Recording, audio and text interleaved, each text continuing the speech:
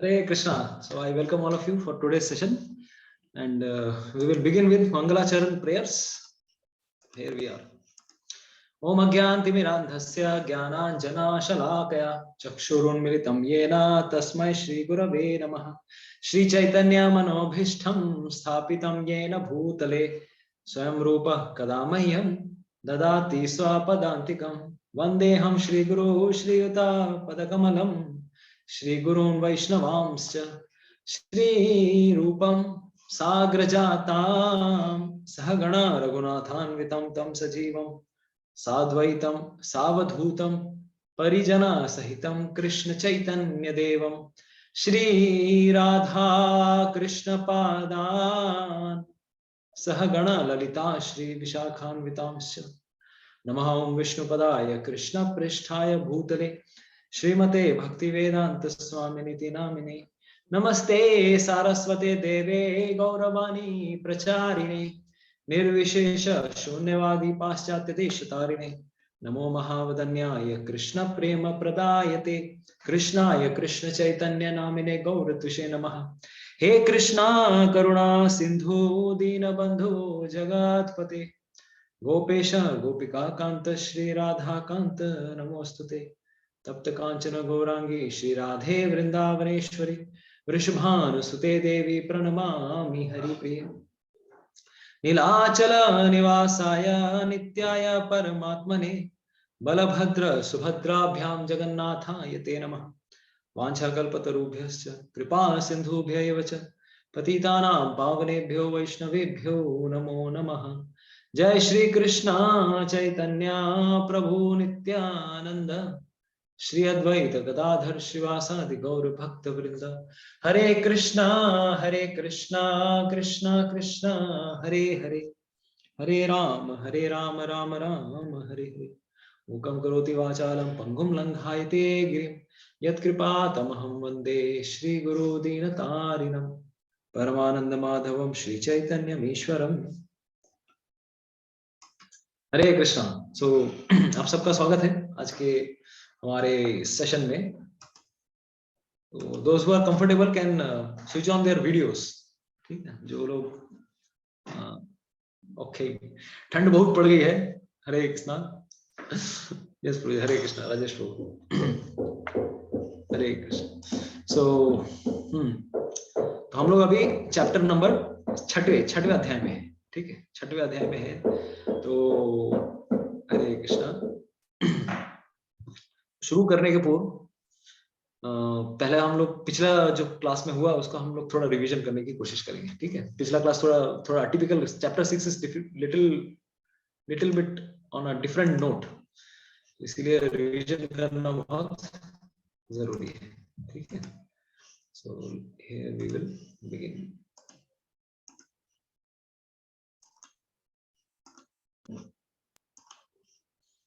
Chapter 6, Dhyana yoga, the yoga of meditation. और Srila Prabhupada ji, like this, the name is being exactly given as ध्यान योगा। और वेद व्यास जी इस chapter का नाम क्या देते हैं? आत्म संयम योग। आत्म संयम मतलब क्या है? भले यहाँ पे आत्म है, लेकिन यहाँ पे आत्म का मतलब क्या है? मन है। तो मन को किस प्रकार से संयम में लाएं, वेद व्यास जी इस प्रकार से इस चैप्टर का नामकरण करते हैं। ठीक है, अष्टांग योग, ध्यान योग, राजयोग, हठ योग, ये सब एक ही योग के नाम है। इतने सारे देयर आर द नोमेनक्लेचर्स। तो हमने बताया कि देयर आर 8 प्रोसेसेस, यम, नियम, आसन, प्राणायाम, प्रत्याहार, धारण, ध्यान, समाधि। चूंकि इस योग पद्धति के 8 अंग हैं, इसलिए इस योग को अष्टांग योग भी कहते हैं। ठीक है, तो चैप्टर 5 और चैप्टर 6, इन दोनों के बीच का कनेक्शन क्या था? चैप्टर 5 में भगवान श्री कृष्ण ने हल्का सा 27वें और 28वें नंबर श्लोक में थोड़ा सा बस ग्लिम्स दिखाया कि व्हाट इज अष्टांग योग, उसके द्वारा भी मुक्ति हो सकती है।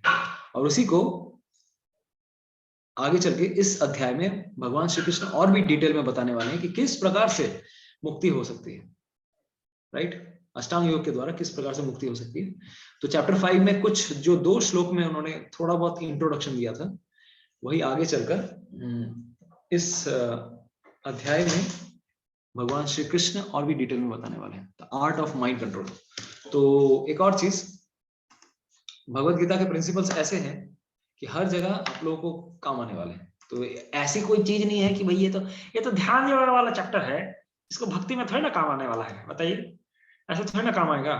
বলুন এই তো ধ্যান যোগের অধ্যায়, এই তো আমাদের ভক্তি যোগের জন্য কাজে লাগবে না এটা।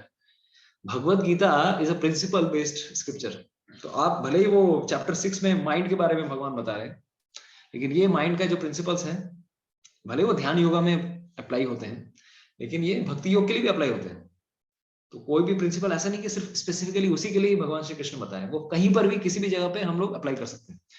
स्पेशली इस चैप्टर में अर्जुन को जब पता चलेगा भाई मन को कंट्रोल करना जरूरी है जब भगवान पे ध्यान करने के पहले, तो अर्जुन बोलता है भाई मेरे से नहीं होने वाला, it is not easy for me. तो ये अर्जुन कौन से युग में थे बता सकते हैं? इन विच युगा अर्जुना वाज? कौन से युग की बात कर रहे हैं? You can दापुर युग।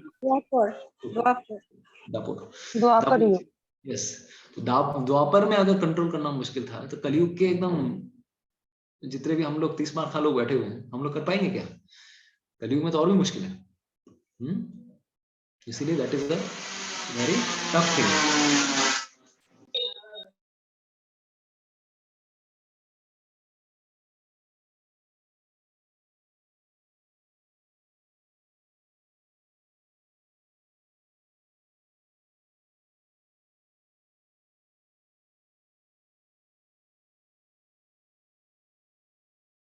So in chapter 5, Krishna describes how to attain liberation by Nishkam Karma Yoga and also by Ashtanga Yoga briefly in 5.27-28. ठीक है, उसी को भगवान श्री कृष्ण इस चैप्टर में बहुत ही डिटेल में बताने वाले हैं, तो ये हम लोगों ने थोड़ा बहुत मेंशन किया। ठीक है, तो ये श्लोक आप लोगों को याद आ रहा होगा, 27वें 28वां श्लोक हम लोगों ने मेंशन किया था, राइट? तो 5th चैप्टर में ये श्लोक आता था, this was the connecting link for this chapter.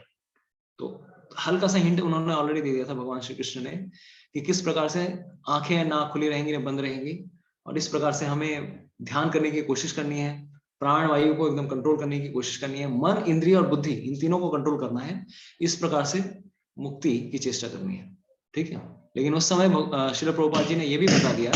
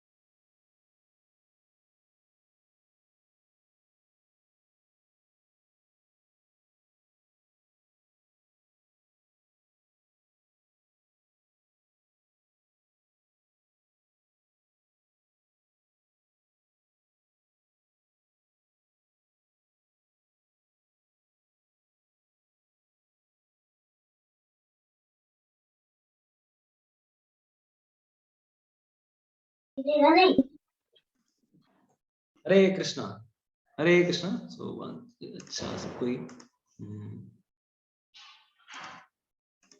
Yes, तो ये ऑलरेडी हमने चर्चा कर ली थी। ठीक है, तो नेक्स्ट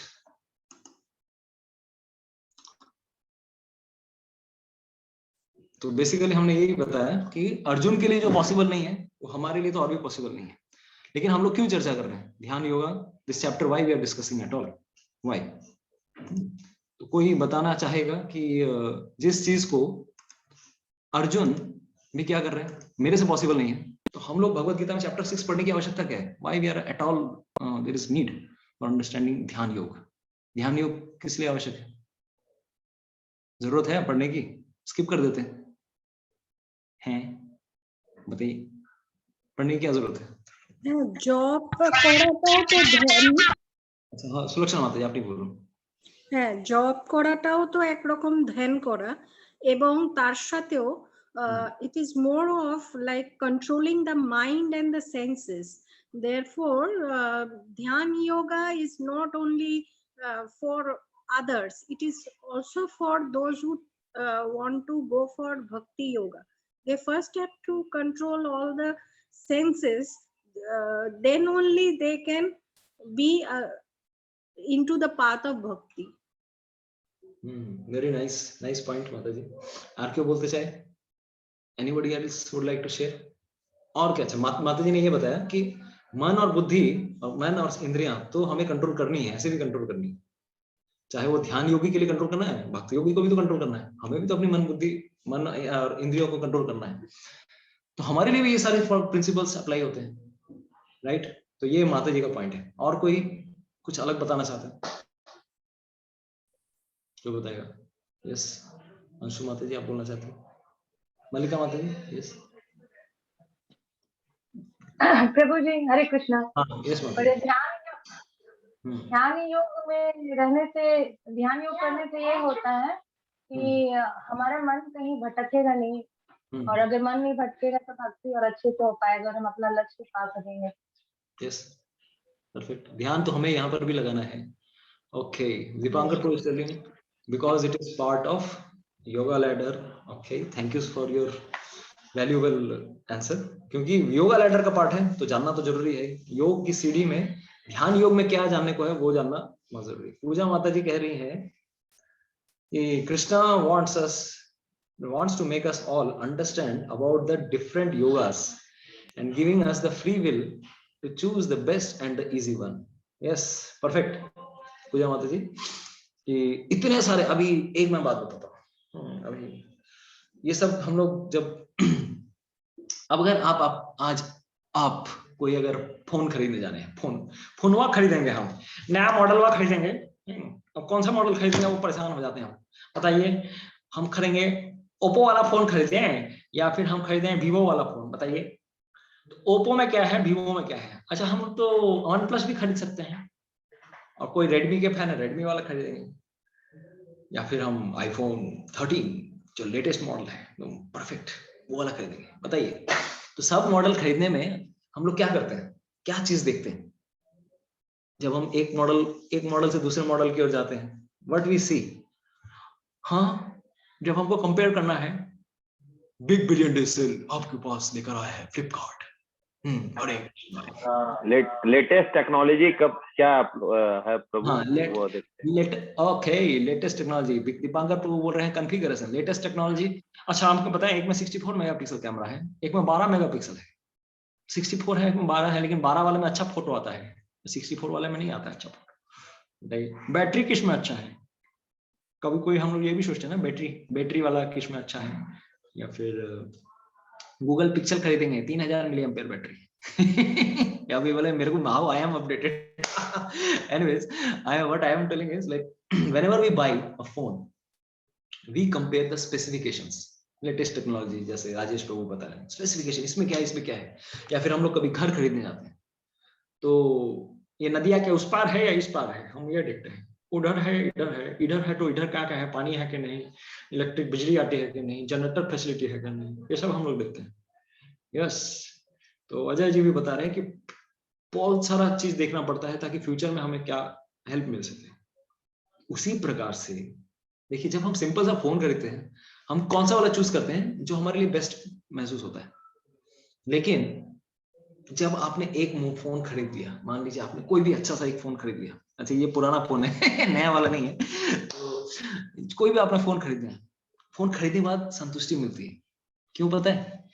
अरे इसी मॉडल में शायद दूसरा वाला भी मॉडल अवेलेबल था, लेकिन उससे ये वाला अच्छा है। हम लोग कंपेयर करते हैं ना, उससे तो ये वाला अच्छा है, इसका कैमरा अच्छा है, इसका बैटरी अच्छा है, इसका रैम अच्छा है, इसका रोम अच्छा है, जो भी हम कंपेयर करते हैं कि नहीं? उसी प्रकार से भगवान कृष्ण भी यहाँ पर ध्यान योग प्रेजेंट जरूर कर रहे हैं, लेकिन उसका उद्देश्य यही है कि हमें भी ऑटोमेटिकली अर्जुन के सामने सब पेश करके पूरा योग की सीढ़ी, कर्म योग, ध्यान योग, ज्ञान योग और अंत में तो भक्ति योग आने ही वाला है, सब प्रेजेंट करने के बाद चूज द बेस्ट वन।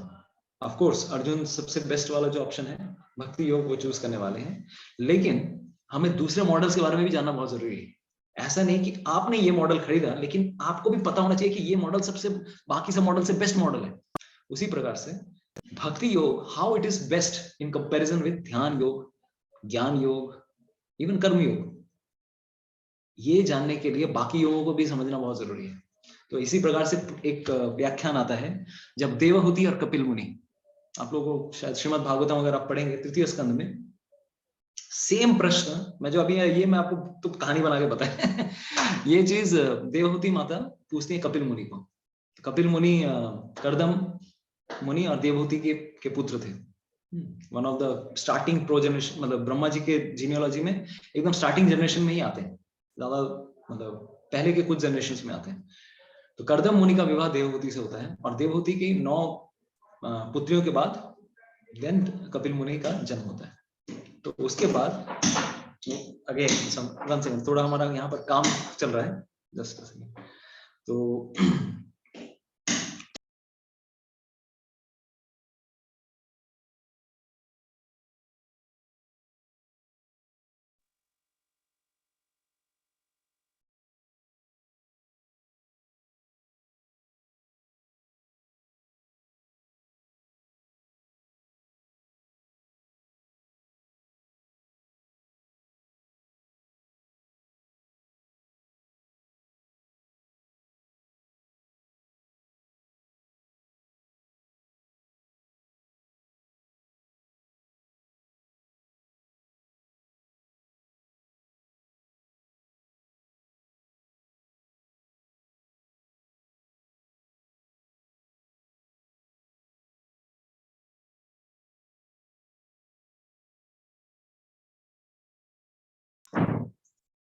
हरे कृष्णा। तो व्यवधान के लिए खेद है। तो बेसिकली फिर कपिल मुनि, हरे कृष्णा, यस वो, तो देवहूति पूछती हैं कपिल मुनि से। तो एक्चुअली होता ये है कि कर्दम मुनि ने एक शर्त रखी थी देवहूति माता से कि मैं तुम्हें जिस प्रकार से जब तुम्हें एक पुत्र संतान होगी मैं तो भाई चला जाऊंगा यहाँ भगवान की आराधना करने के लिए। तो ये कंडीशन थी। तो देवहूति भी पहले उनके 9 पुत्रियां होती हैं, तो उसके बाद 8-9 पुत्रियां होती हैं, देन कपिल मुनि उनसे जन्म ग्रहण करते हैं। जैसे ही कपिल मुनि जन्म ग्रहण करते हैं, he is also supreme personality of godhead. जिस प्रकार से कृष्ण भगवान है, कपिल मुनि भी भगवान है। और कपिल मुनि ने ये सांख्य योग आप लोगों को इससे पहले हम लोगों ने इतनी बताया कि analysing the universe into 24 material elements. तो सांख्य योग बताते हैं देवहूति अपनी माता देवहूति को। तो ये पूरा विशेष स्पेशल जो साइंस है ये बताने वाले थे। तो उस समय कर्दम मुनि अपनी पत्नी को छोड़कर चले जाते हैं। नो, मैंने तुम्हें, मेरा वादा मैंने पूरा निभाया। I have given you a son, this son will liberate you. तुम्हारी मुक्ति का कारण ये मेरा पुत्र होगा, बट हाँ मुझे अपनी मुक्ति के लिए भी सोचना पड़ेगा। I will go to the forest and meditate on Lord Vishnu.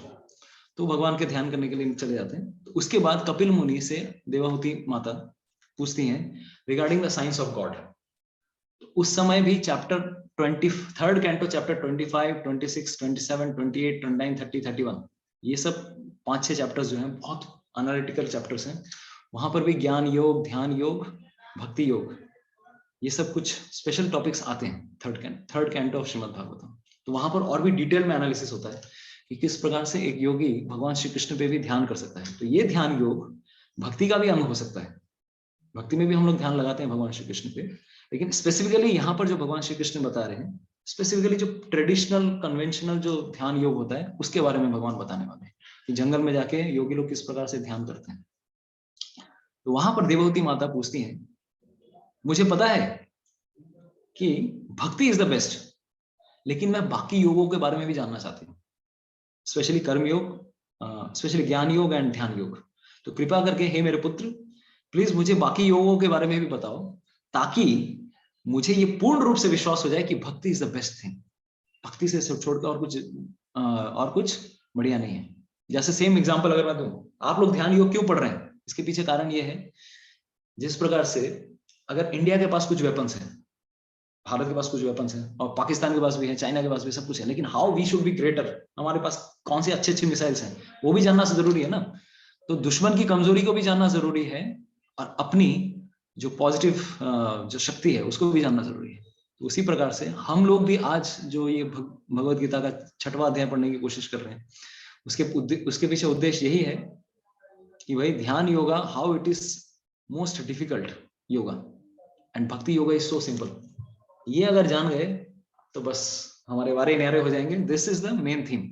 और इसीलिए हमने यही बताया था कि इवन द्वापर युग में ध्यान योग इतना इजी नहीं था, तो कलयुग की बात तो छोड़ ही दीजिए। तो these were the four formulas, like EASY, 4 short forms: enemy or friend, Ashtanga Yoga, success and failure, and yogi. So this was the full theme.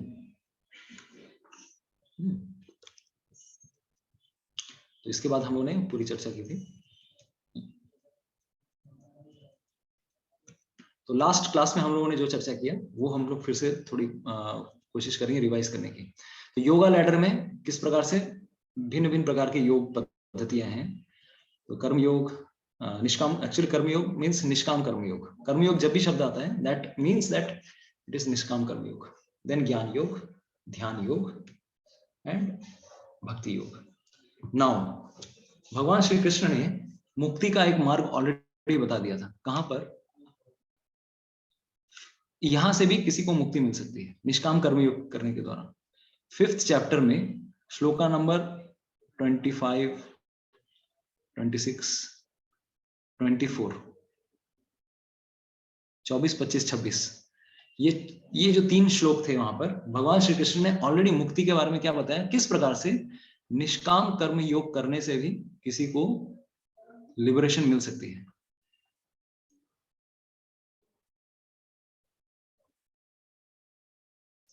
और 5th चैप्टर में ही 27, 28 में उन्होंने हल्का सा टच किया कि एक और रास्ता है मुक्ति को प्राप्त करने का। वो क्या है? ध्यान योग। उसी चीज को भगवान श्री कृष्ण 6th चैप्टर में फिर से बता रहे हैं। तो अभी एक प्रश्न उठता है, भगवान ने ज्ञान योग को कैसे छोड़ दिया? लगता है कि नहीं? योग की सीढ़ी में तो ज्ञान योग भी है। प्रश्न आ रहा है आएगा कि नहीं? और बहुत सारे योग हैं, तो ज्ञान योग भी तो होगा। हाउ कृष्ण लेफ्ट ज्ञान योग? एक्चुअली स्पीकिंग पूरी भगवत गीता में ज्ञान योग को भगवान भाव भी नहीं देते। ये बेकार का एकदम, this is not required, because Jnana yoga is most difficult. Once in a rare million, करोड़ों लोगों में शायद कोई एक ही ज्ञान योगी बन सकता है।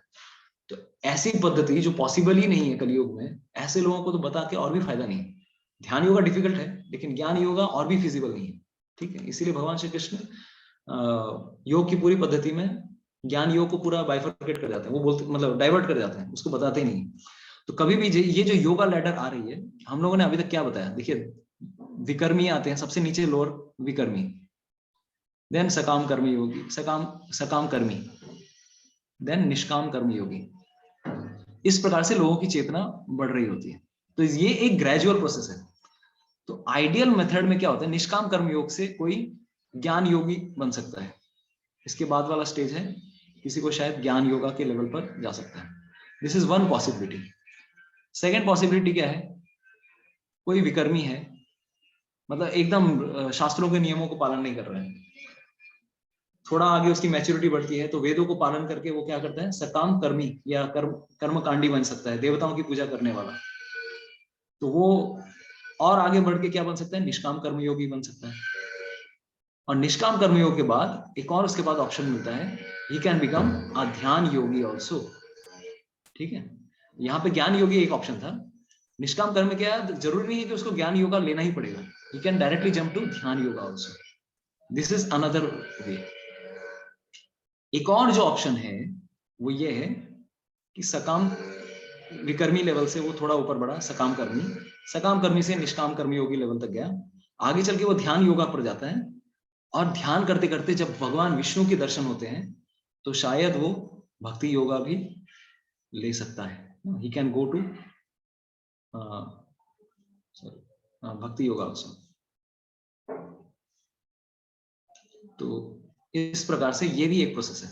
तो ये देखिए ये एक और छलांग है. ठीक है. तो देखिए सीढ़ी किस प्रकार से बढ़ रही है. जरूरी नहीं है ये जो हम लोगों ने चार्ट बताया आपके सामने, this is a traditional chart जिसमें एक के बाद एक प्रोग्रेशन हो रहा है. एकदम पापी व्यक्ति शायद देवताओं की आराधना करने लगे, फिर देवताओं के बाद वो निष्काम भावना से भगवान विष्णु की आराधना करने लगे, फिर वो शायद हो सके तो ज्ञान योगी बन सकता है, ज्ञान योगी के बाद ध्यान योगी भी बन सकता है, उसके बाद उसने वो भक्ति योग पे वो जन्म मार सकता है. लेकिन इस प्रोसेस में करोड़ों जन्म लग सकते हैं, एक जन्म में नहीं है पॉसिबल ही नहीं है ये चीज. तो this is a traditional yoga ladder, this is not this is a traditional yoga ladder. और यही theme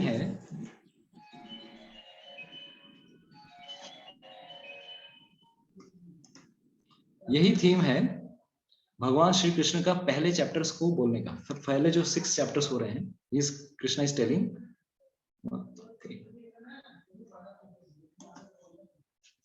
it is not taking. तो ये जो पहले जो भगवान श्री कृष्ण 6 चैप्टर्स में बता रहे हैं, this he is telling the same thing. तो ये इसीलिए एक चैप्टर का नाम क्या आता है, कर्म योग, ध्यान योग, ज्ञान योग. तो this is a gradual progression. But सबसे बेस्ट तरीका ये है भक्ति योग. क्यों? भक्ति योग ही ऐसी पद्धति है जो विकर्मी लोगों के लिए भी, वो कोई भी लेवल, कोई भी व्यक्ति कहीं पर भी क्यों ना हो, अगर एकदम पापी से पापी व्यक्ति भी क्यों ना हो, वो अगर भक्ति की लिफ्ट पे अगर बैठ गया, this is like an elevator. Bhakti yoga is considered like a lift. अगर वो पापी वे व्यक्ति हो तो भी वो इस लिफ्ट में जंप मार सकता है, and then he can get liberation, उसको भी मुक्ति मिल सकती है. तो इसके लिए कोई क्वालिफिकेशन नहीं है. भक्ति yoga is the only one process जहां पर आपको बिना मिनिमम क्वालिफिकेशन के आपको किसी भी जगह पे एंट्री मिल सकती है. तो इसीलिए ये सबसे महान है. बाकी सारे योगा प्रोसेस में आपको हृदय को शुद्ध करना पड़ेगा. You have to purify your heart. अपने हृदय से काम वासनाओं को मिटाना पड़ेगा, तभी जाके आपकी मुक्ति हो सकती है. और इसी कारण से बाकी योगा प्रोसेस बहुत डिफिकल्ट है, और सबसे ज्यादा डिफिकल्ट ज्ञान योगा है. और इसीलिए भगवान श्री कृष्ण ज्ञान योग को पूरी भगवत गीता में कहीं पर भी ज्यादा बोलते ही नहीं, जस्ट टेंजेंट निकल जाते हैं. ध्यान योगा बता रहे हैं इसीलिए to tell Arjun how dhyan isn't possible by the masses,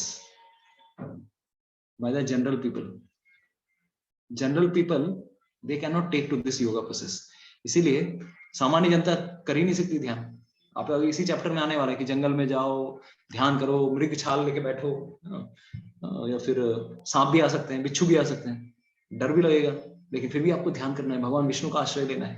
ये कलयुग में पॉसिबल ही नहीं. अरे घर पे बैठे माला जप करने में लोगों को इतना प्रॉब्लम होती है. अभी पूछिए अभी कितने लोग माला कर रहे हैं, कार्तिक महीने चल रहे हैं फिर भी शायद कितने लोग माला कर रहे होंगे, बताइए. माला करने में इतनी हालत खराब हो जाती है हमारी. तो कलयुग में भक्ति इतना लोगों को दिक्कत हो रहा है, ध्यान पॉसिबल है? It is not possible. हम सब इसीलिए ध्यान योग को इतना हम लोग इंपॉर्टेंस इसलिए दे रहे हैं, क्योंकि ध्यान योग से हमें समझ में आएगा कि भक्ति योग इतना इजी है कलयुग में करना. इसीलिए हम लोग इतना we are trying to know about this thing. और as a student of Bhagavad Gita हमें सारी नॉलेज होनी चाहिए. ज्ञान योग के बारे में पता होना चाहिए, कर्म योग के बारे में पता होना चाहिए. इसलिए अर्जुन को भगवान श्री कृष्ण कहते हैं, देखो अर्जुन, ध्यान योग इजी नहीं है. वो अर्जुन खुद ही बोलता है, भगवान कृष्ण तो बस बता देते हैं, भाई मैंने तेरे को बता दिया. अर्जुन बोले, अरे मैं हवा को कंट्रोल कर सकता हूं, मैं मन को नहीं कंट्रोल कर सकता. तो that's why this is the main thing. तो हमने वही चीज अभी रिपीट की.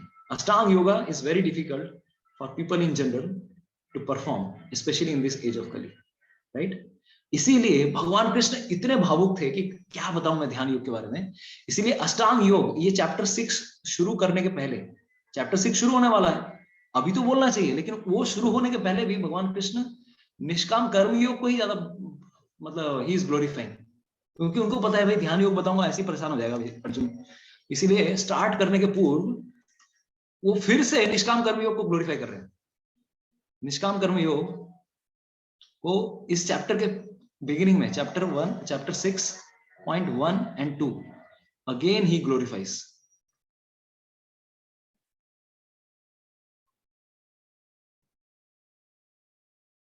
Because he feels निष्काम कर्म yoga is more practically applicable than ध्यान योगा. Of course निष्काम कर्म योग एक तरह से भक्ति को भी हम लोग we can say that, क्योंकि हमारी कोई इच्छा नहीं है इसमें, सिर्फ हमारी एक ही इच्छा होती है भगवान कृष्ण को संतुष्ट करना, तो वो भी निष्काम भावना ही है. तो इसी प्रकार से चैप्टर 6 का की शुरुआत होती है. तो भगवान श्री कृष्ण क्या बताते हैं?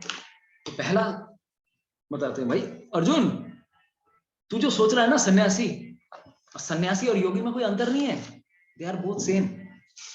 क्या बात कर रहे हैं, सन्यासी और योगी में कोई अंतर नहीं है.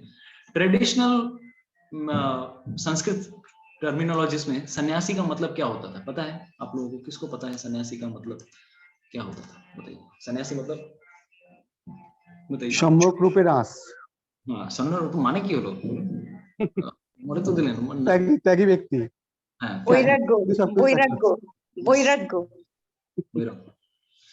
इंद्रियों पे कंट्रोल करने वाला प्रभु. ओके इंद्रियों पे तो कंट्रोल बाकी योगी भी कर रहे हैं, निष्काम कर्म योगी भी करने की कोशिश कर रहे हैं. ठीक है एग्जैक्टली. अगर सन्यासी भौतिक विषयों से विरक्ति प्रभु जी. भौतिक विषयों से yes Tyagi. Perfect thank you. तो अभी हम लोग वही चीज थे. तो अभी आप लोगों ने बोला सन्यासी का हम लोगों ने समझा. योगी का मतलब क्या समझे? जोगी जी हमारे यूपी के एकदम सीएम है. जोगी जी वो है जोगी. और जोगी सन्यासी भी हैं कोई? बताइए যোগী জি কা যে মতলব সবকিছুর সঙ্গে যুক্ত, ভগবানের সাথে যুক্ত, ভগবানের সাথে যোগকে বলে ভগবানের সঙ্গে যুক্ত এবং তার ইন্দ্রিয় গুলোকে যুক্ত করার চেষ্টা করছে. तो योगी युक्त है, सन्यासी युक्त नहीं है क्या? बताइए. সন্ন্যাসী ত্যাগ করেছে, যোগী ভগবানের সাথে যুক্ত. अच्छा ओके ठीक মানে আছে. যুক্ত हाँ ভালো. হয়েও যে বৈরাগ্য পালন করে বা ত্যাগ করতে পারে তার ইন্দ্রিয় তৃপ্তি গুলো, সে হচ্ছে সন্ন্যাসী. যোগী সেই চেষ্টায় আছে, মানে যোগীর ওপরে সন্ন্যাসী. योगीर ऊपर सन्यासी. अच्छा ठीक है আমরা চর্চা করছি योगीर ऊपर सन्यासी आदौ के लिए. एनीवेज यहाँ पे हम लोग कंपेयर नहीं कर रहे हैं. तो एक्चुअली इस चैप्टर में देखेंगे अगर योगी और सन्यासी एक्चुअली भगवत गीता में देखें एक चीज, भगवान श्री कृष्ण ट्रेडिशनल वे में जो कोई टर्मिनोलॉजीज भगवत गीता में यूज करता है कोई, वो पूरा मीनिंग ही बदल देते हैं. बहुत बार ऐसा करते हैं कि ट्रेडिशनल वे में जो मीनिंग होता है, जैसे अगर चैप्टर 5 में अगर देखेंगे 5.4 5.5 में भगवान कृष्ण ने क्या बताया? जो सांख्य योगी है वही कर्म योगी भी है. आया था वो सेक्शन आप लोगों अगर आएगा, अरे भाई मुक्ति दोनों जगह से मिल सकती है. सांख्य योगा वाला भी मुक्ति मिल सकता है, कर्म योगा वाले को भी मुक्ति मिल सकता है. उस समय उस चैप्टर में आया था. तो अर्जुन का दिमाग खराब हो गया, मुझे करना क्या है ये बताओ पहले, मुझे सांख्य योग ज्ञानी बनना है या मुझे कर्म योगी बनना है? भगवान कृष्ण ने उस चैप्टर में ये बताया था, देखो अर्जुन एंड रिजल्ट दोनों का मुक्ति है, लेकिन अगर इजीनेस अगर देखोगे karma yoga is more easier, it is best for you. पूरे भगवत गीता में वो कर्म योग ही is always stressing on the fact karma yoga is best for us. And even bhakti भी कर्म योग का ही एक तरह से प्रोसीजर है, because we are engaging our karma for the satisfaction of Krishna. इसीलिए जब भी भगवत गीता में ये शब्द आएगा, हर चैप्टर में कुछ ना कुछ गुगली आते हैं शब्द, तो जब भी सन्यासी शब्द आ रहा है जनरली द मीनिंग इज ज्ञान योगी जनरली. ठीक है ज्ञान योगी. और जब योगी शब्द फिर से आया, देखिए इसी श्लोक में आया फर्स्ट स सन्यासीम च योगीम च युक्त. तो ये जो शब्द आया है, सन्यासी का मतलब जनरली योगी, और योगी का मतलब क्या होगा? विच योगी? अभी ये तो योगी तो बहुत सारे योगी हो सकते हैं, कर्म योगी, ज्ञान योगी, ध्यान योगी. तो यहाँ पे ध्यान योगी की बात नहीं आ रही है इस चैप्टर में, भले ही योगी शब्द यूज हुआ है. यहाँ पर भगवान श्री कृष्ण बताना चाह रहे हैं कर्म योगी के बारे में. यानी कि भगवान कृष्ण बता रहे हैं, अर्जुन तुम जो सोच रहे हो, तुम सन्यासी बनना चाहते हो, सब वैराग्य लेना चाहते हो, तो सन्यासी का मतलब पाथ ऑफ रिनंसिएशन. जैसे अभी तपति माता जी ने और सुलक्षणा माता जी ने बताया पाथ ऑफ रिनंसिएशन. कर्म योगी का मतलब पाथ ऑफ एक्शन, जहां पे हम कोई क्रिया कर रहे हैं. तो इस श्लोक में भगवान ने फिर से एक गुगली दे दिया। जैसे 5th चैप्टर में 5.4 5.5 वहां पर आया था क्या, that Sankhya yoga and yoga, भगवान कृष्ण ने दोनों को इक्वेट कर दिया था, सांख्य योग एंड कर्म योग, इन दोनों को इक्वेट किया था। यहां पर फिर से वही उसी प्रकार की टर्मिनोलॉजीज भगवान दे रहे हैं, वही सन्यासी और वही योगी है। अरे सन्यासी और योगी एक कैसे हो सकता है? एक है ज्ञान योगी जो सब कुछ कार्य छोड़ के एकदम जंगल में जाके भगवान पे ध्यान करने की कोशिश कर रहा है। एक कर्म योगी है, गृहस्थी में लगा हुआ है, घर गृहस्थी सब कुछ कर रहा है, कार्य भी कर रहा है, लेकिन वो भी एक साथ सेम हो सकते हैं। तो भगवान ने ये श्लोक क्यों बताया? देखिए, व्हाई ही इज टेलिंग अनाश्रित कर्म फलम कार्यं कर्म करोति यः स सन्यासी च योगी च न निरग्नि च न चाक्रिया। अरे वो सन्यासी नहीं है जो कि जंगल में, मतलब जैसे सन्यासी, आइडियली सन्यासी लोग क्या करते थे, भिक्षा करते थे। कभी भी वो लोग अग्निहोत्र यज्ञ नहीं करते थे। अग्निहोत्र यज्ञ कर्मयोगी करते हैं, घर पे गृहस्थी है, उनको घर पे बहुत सारे कार्य भी करने हैं, तो वो लोग अग्निहोत्र यज्ञ करते थे। तो ये जो है one who lights no fire, यानी कि वो मतलब क्या है, ज्ञान योगी के बारे में बात कर रहे हैं। ये लोग गृहस्थी वाले लोग नहीं है, सन्यास ले चुके हैं, और वो खाना बनाने के लिए भी मतलब आग नहीं लगाते हैं। वो क्या करते हैं, भिक्षा करते हैं। फल मूल मिल गए तो खा लेंगे, किसी के घर से राइस दाल चावल मिल गया तो भी खा लेंगे। तो भगवान ने इस श्लोक में ये बताया, अ रियल सन्यासी एंड योगी कौन है? असल में सन्यास और योगी वो है जिसने अपने कर्म फलों का आश्रय नहीं लिया है। इस श्लोक में भगवान ये बताना चाह रहे हैं, who in which way they are both equal, in which way they are both equal. तो यहाँ पर भगवान ने एक रिवॉल्यूशनरी कॉन्सेप्ट ये दिया, अर्जुन ये दोनों इक्वल है। कैसे? जब तुम अपने कर्म फल जो भी कार्य करते हो, अगर तुम उसका आश्रय लेते हो, आश्रय हम लोगों ने देखा होगा, आश्रय मतलब क्या, हमारा ठिकाना, हमारा घर।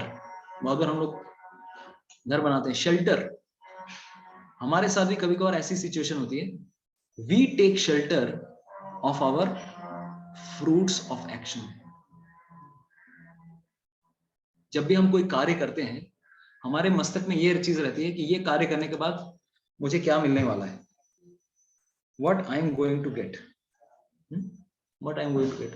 अभी मैं बच्चे को पढ़ा रही हूँ, क्या होगा, निष्काम भावना से थोड़ी हम लोग करते हैं। बहुत बार हमारी एक्सपेक्टेशन रहती है बच्चा बड़ा होगा and then he will serve me also later on.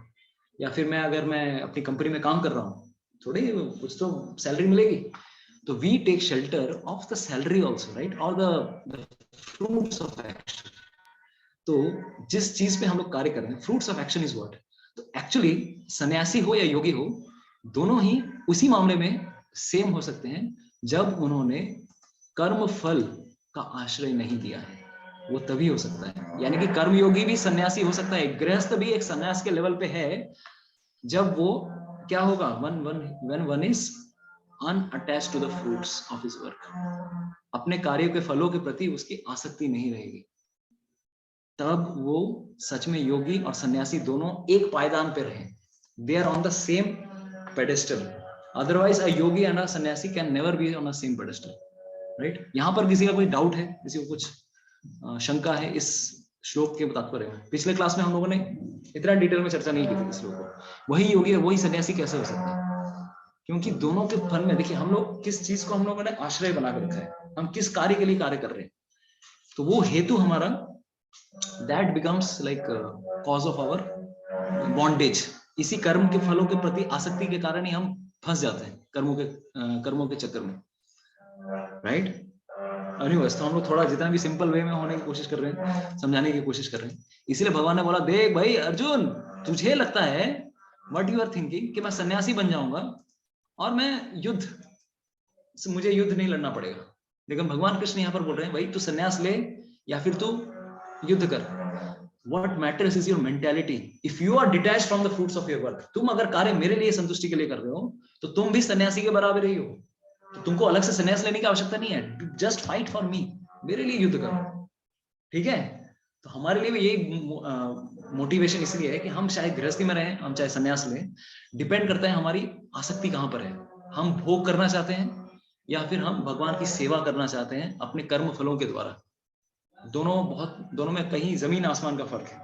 So that's why Arjuna is telling, don't worry, you are also a sannyasi, ठीक है, तो इसीलिए कर्मयोग को वो पहले फिर से वो ग्लोरीफाई करना शुरू करते हैं। पहले 2 श्लोक तो कर्मयोग को ही ग्लोरीफाई करने में चले जाते हैं। तो हाँ, so same thing, detached action is same as renunciation, for one can never become a yogi unless he renounces the desire for sense gratification. तो यहाँ पर एक शब्द आता है संकल्प, संकल्प शब्द आता है, तो भोग करने की इच्छा, भोग करने की इच्छा से हमें दूर होना है। तो what is that exact word? Krishna यहाँ पर हम लोग को एग्जैक्ट वर्ड यहाँ पर बता रहे हैं, संकल्प वर्ड। तो संन्यस्त संकल्पो योगो भवत योगी भवति कश्चन। तो यहाँ पर संकल्प का मतलब क्या है? What does this word mean? Sankalp mean, संकल्प का मतलब ये है desire for sense gratification. Where is that sankalp? Yes, desire for self satisfaction. अपनी भोग के लिए हम कार्य कर रहे हैं या फिर भगवान श्री कृष्ण की संतुष्टि के लिए कार्य कर रहे हैं? अगर हम कृष्ण की संतुष्टि के लिए कार्य कर रहे हैं तब हम भी योगी के समान हैं। So this was the first 2 shlokas. Now, तो ये सेम चीज चैप्टर 5 में ये गूगली आए थे कुछ टर्म्स के, चैप्टर 6 में भी फिर से ये अभी हमारे सामने गूगली आए हैं। ठीक है, संन्यास का मतलब भगवान जो बताना चाह रहे थे, दिस इज नॉट योग, अष्टांग योग, दिस इज एक्चुअली कर्म योग। तो आई हैव, दिस इज कर्म योग। भगवान यहाँ पर कर्म योग को इंडिकेट कर रहे हैं, नॉट अष्टांग योग। ठीक है, both lead to the same result. उसके आगे भगवान ने 6.3 और 4 में बताया कि 2 प्रकार के प्रोसेसेस हैं। अष्टांग योग में भी 2 पद्धतियां हैं। क्या है? योग अरुरुक्षु, योग आरूढ़। तो कुछ लोग सोचते हैं भगवत गीता मतलब क्या? भगवत गीता मतलब अरे जो तो मौत तो पद, सब रास्ते एक ही तरफ जाते हैं, सब रास्ते एकदम गंगा में जाए। गंगा में जितनी नदियां सब माँ की मिली है, सारी नदियां फिर समुद्र में ही मिलती हैं। इसका मतलब भगवत गीता भी वही बता रहा है, सारे रास्ते भगवान की ओर जा रहे हैं। सब जो भी, तुम काली को पूजो, तुम दुर्गा की पूजा करो, तुम शिव की पूजा करो, तुमको सब एक ही रिजल्ट मिल जाएगा। No sir, Bhagavad Gita is a yoga shastra. योग शास्त्र मतलब ऑफ कोर्स भगवान से जोड़ने के बारे में बताया है, लेकिन जुड़ने के लिए भी बहुत सारे स्पेसिफिक रास्ते ही हैं।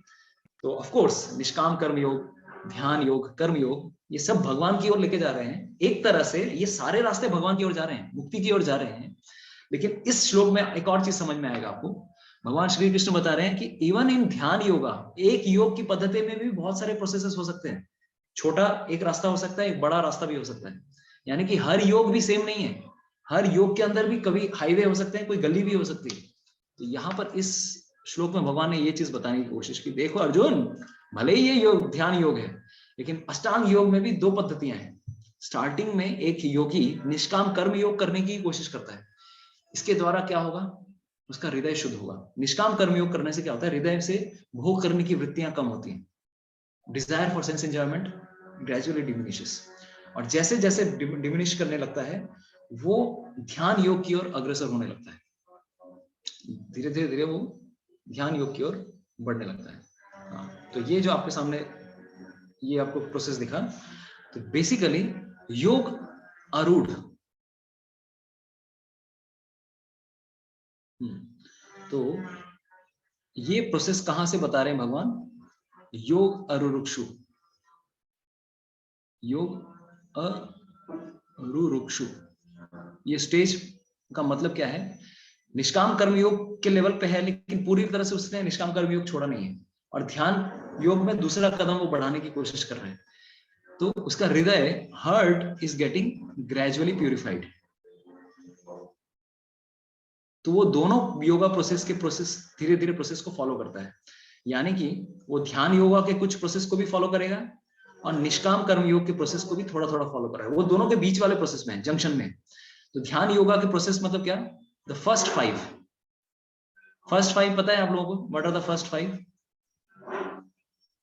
वो फर्स्ट 5 फॉलो कर रहा है। और निष्काम कर्म योग के लेवल में भी वो धीरे धीरे अपने हृदय को शुद्ध करने की कोशिश कर रहा है, अपने फलों को, कर्म के फल को भगवान कृष्ण को सरेंडर करने की कोशिश कर रहा है। Surrender to Krishna. तो फर्स्ट 5 क्या है? यम, नियम, आसन, धारण, यम, नियम, आसन, प्राणायाम, देन प्रत्याहार, like that. यम यम आसन प्राणायाम प्रत्याहार धारण, है ना?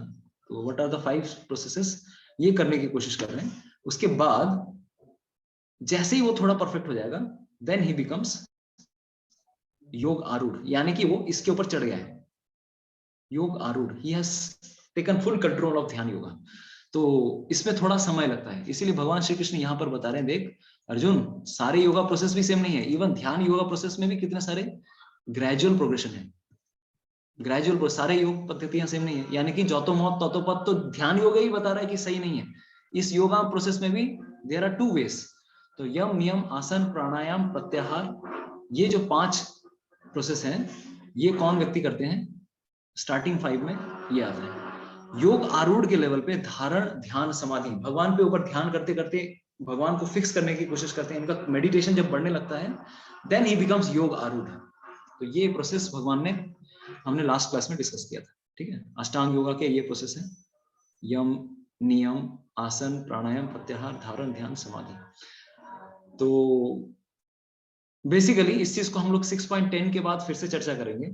यम और नियम आर लाइक काउंटर प्रोडक्टिव. मतलब यम और नियम, जैसे डोंट स्टे एट होम, तो this is like a niyam, and stay outside home, that is like यम.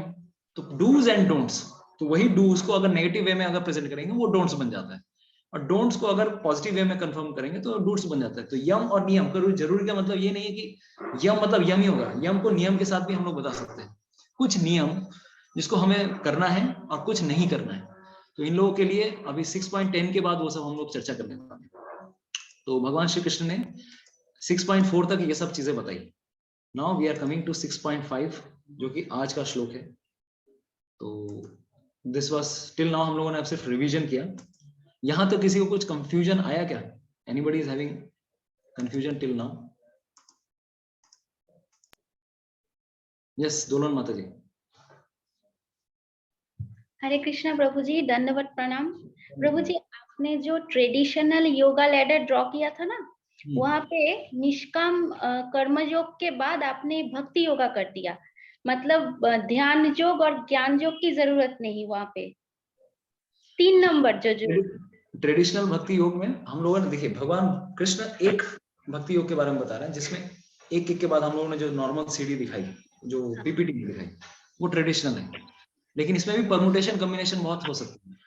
विकर्मी लोग भी भक्ति के ले सकते हैं, या फिर कर्मकांडी भी भक्ति ले सकते हैं. भक्ति कहीं से भी कोई भी स्विच कर सकता है. एलिवेटर, अगर मान लो आपको किसी बिल्डिंग में आपको 100 मंजिला तक पहुंचना है, तो 5 तल्ले के बाद में भी जाके आप एलिवेटर ले सकते हैं. 10वें तल्ले के बाद भी आप एलिवेटर ले सकते हो. उसी प्रकार से भक्ति भी वैसी ही है कि कहीं से भी आप एलिवेटर ले सकते हो. लेकिन जो आपको प्रॉब्लम कंफ्यूजन जहां पे हो रहा है, ये ट्रेडिशनल जो भगवान यहाँ पर बता रहे हैं, ये this is the third one. Sorry, traditional जो एग्जैक्टली ट्रेडिशनल है, विकर्मी, विकर्मी के ऊपर दिस इज विकर्मी. विकर्मी के बाद आएगा सकाम कर्मयोगी या कर्मकांडी. ऑफ कोर्स सकाम कर्मयोगी और कर्मकांडी के अंदर भी डिफरेंस है, कुछ माइन्यूट डिफरेंस है, वो हम लोग उसमें नहीं जा रहे हैं. देन निष्काम कर्मयोगी, उसके ऊपर अगर जाएंगे, दिस इज द ट्रेडिशनल. भगवान जो पहले 6 चैप्टर्स में डिपिक्ट कर रहे हैं, ज्ञान योगी. ज्ञान योगी को ज्यादा उन्होंने बताया नहीं. ध्यान योगी, एंड ध्यान योगी के बाद चैप्टर 7 ऑनवर्ड्स भक्ति योगी. इसीलिए इस चैप्टर में भी अंत में भगवान यही बताते हैं, हाउ भक्ति योगी इज द बेस्ट वन. ध्यान योगी से भी योगी नाम अपि सर्वेशाम मद गति अंतरात्मा. भगवान बताते हैं सबसे योगी नाम अपि सर्वेशाम, सारे योगियों में भक्ति योगी इज द बेस्ट वन. तो this is the actual yoga ladder which Krishna intends to speak. लेकिन इसमें भी कहीं से भी कोई भक्ति योग पे जंप मार सकता है. भक्ति योग इज लाइक एन एलिवेटर. ठीक है दोलन माता जी? क्लियर है दोलन माता जी? ओके, प्रताप प्रभु. হরি বল প্রভুজি।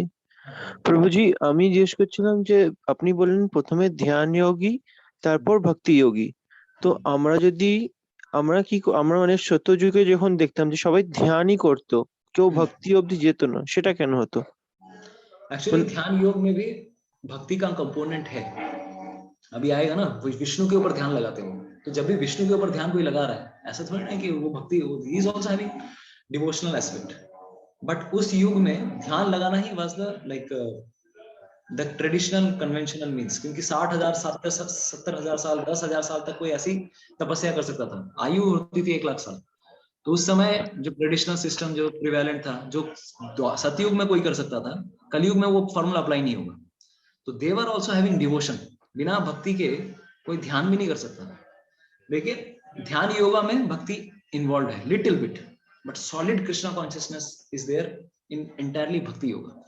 तो ध्यान योग आप वो देखो, छोड़ दो आप वो चीज, इवन इन भक्ति योग, इवन इन कर्म योगा, आपको क्या लगता है कर्म योग में भक्ति इन्वॉल्व नहीं है क्या? कोई भी योगा प्रोसेस को अगर सक्सेसफुल बनाता है तो भक्ति ही बनाती है, भक्ति बनाती है। जैसे अगर मान लीजिए, आपको मैं एग्जांपल देता हूँ, या फिर हर योग प्रोसेस में भगवान विष्णु पे ध्यान लगाना बहुत रिक्वायर्ड है। जैसे अगर कोई सकाम कर्म योग भी कर रहा है, कर्म कांड भी कर रहा है, वहां पे भी क्या करता है, इदम विष्णवे नमः, या फिर इदम नमः, विष्णु को आहुति देते ही। यज्ञ भी एक तरह से विष्णु की जिह्वा है, तो वो भी भक्ति इन्वॉल्व कर रहा है, लेकिन इनडायरेक्टली कर रहा है, क्योंकि वो व्यक्ति अभी तक क्वालिफाइड नहीं हुआ है कि वो भक्ति कर सके।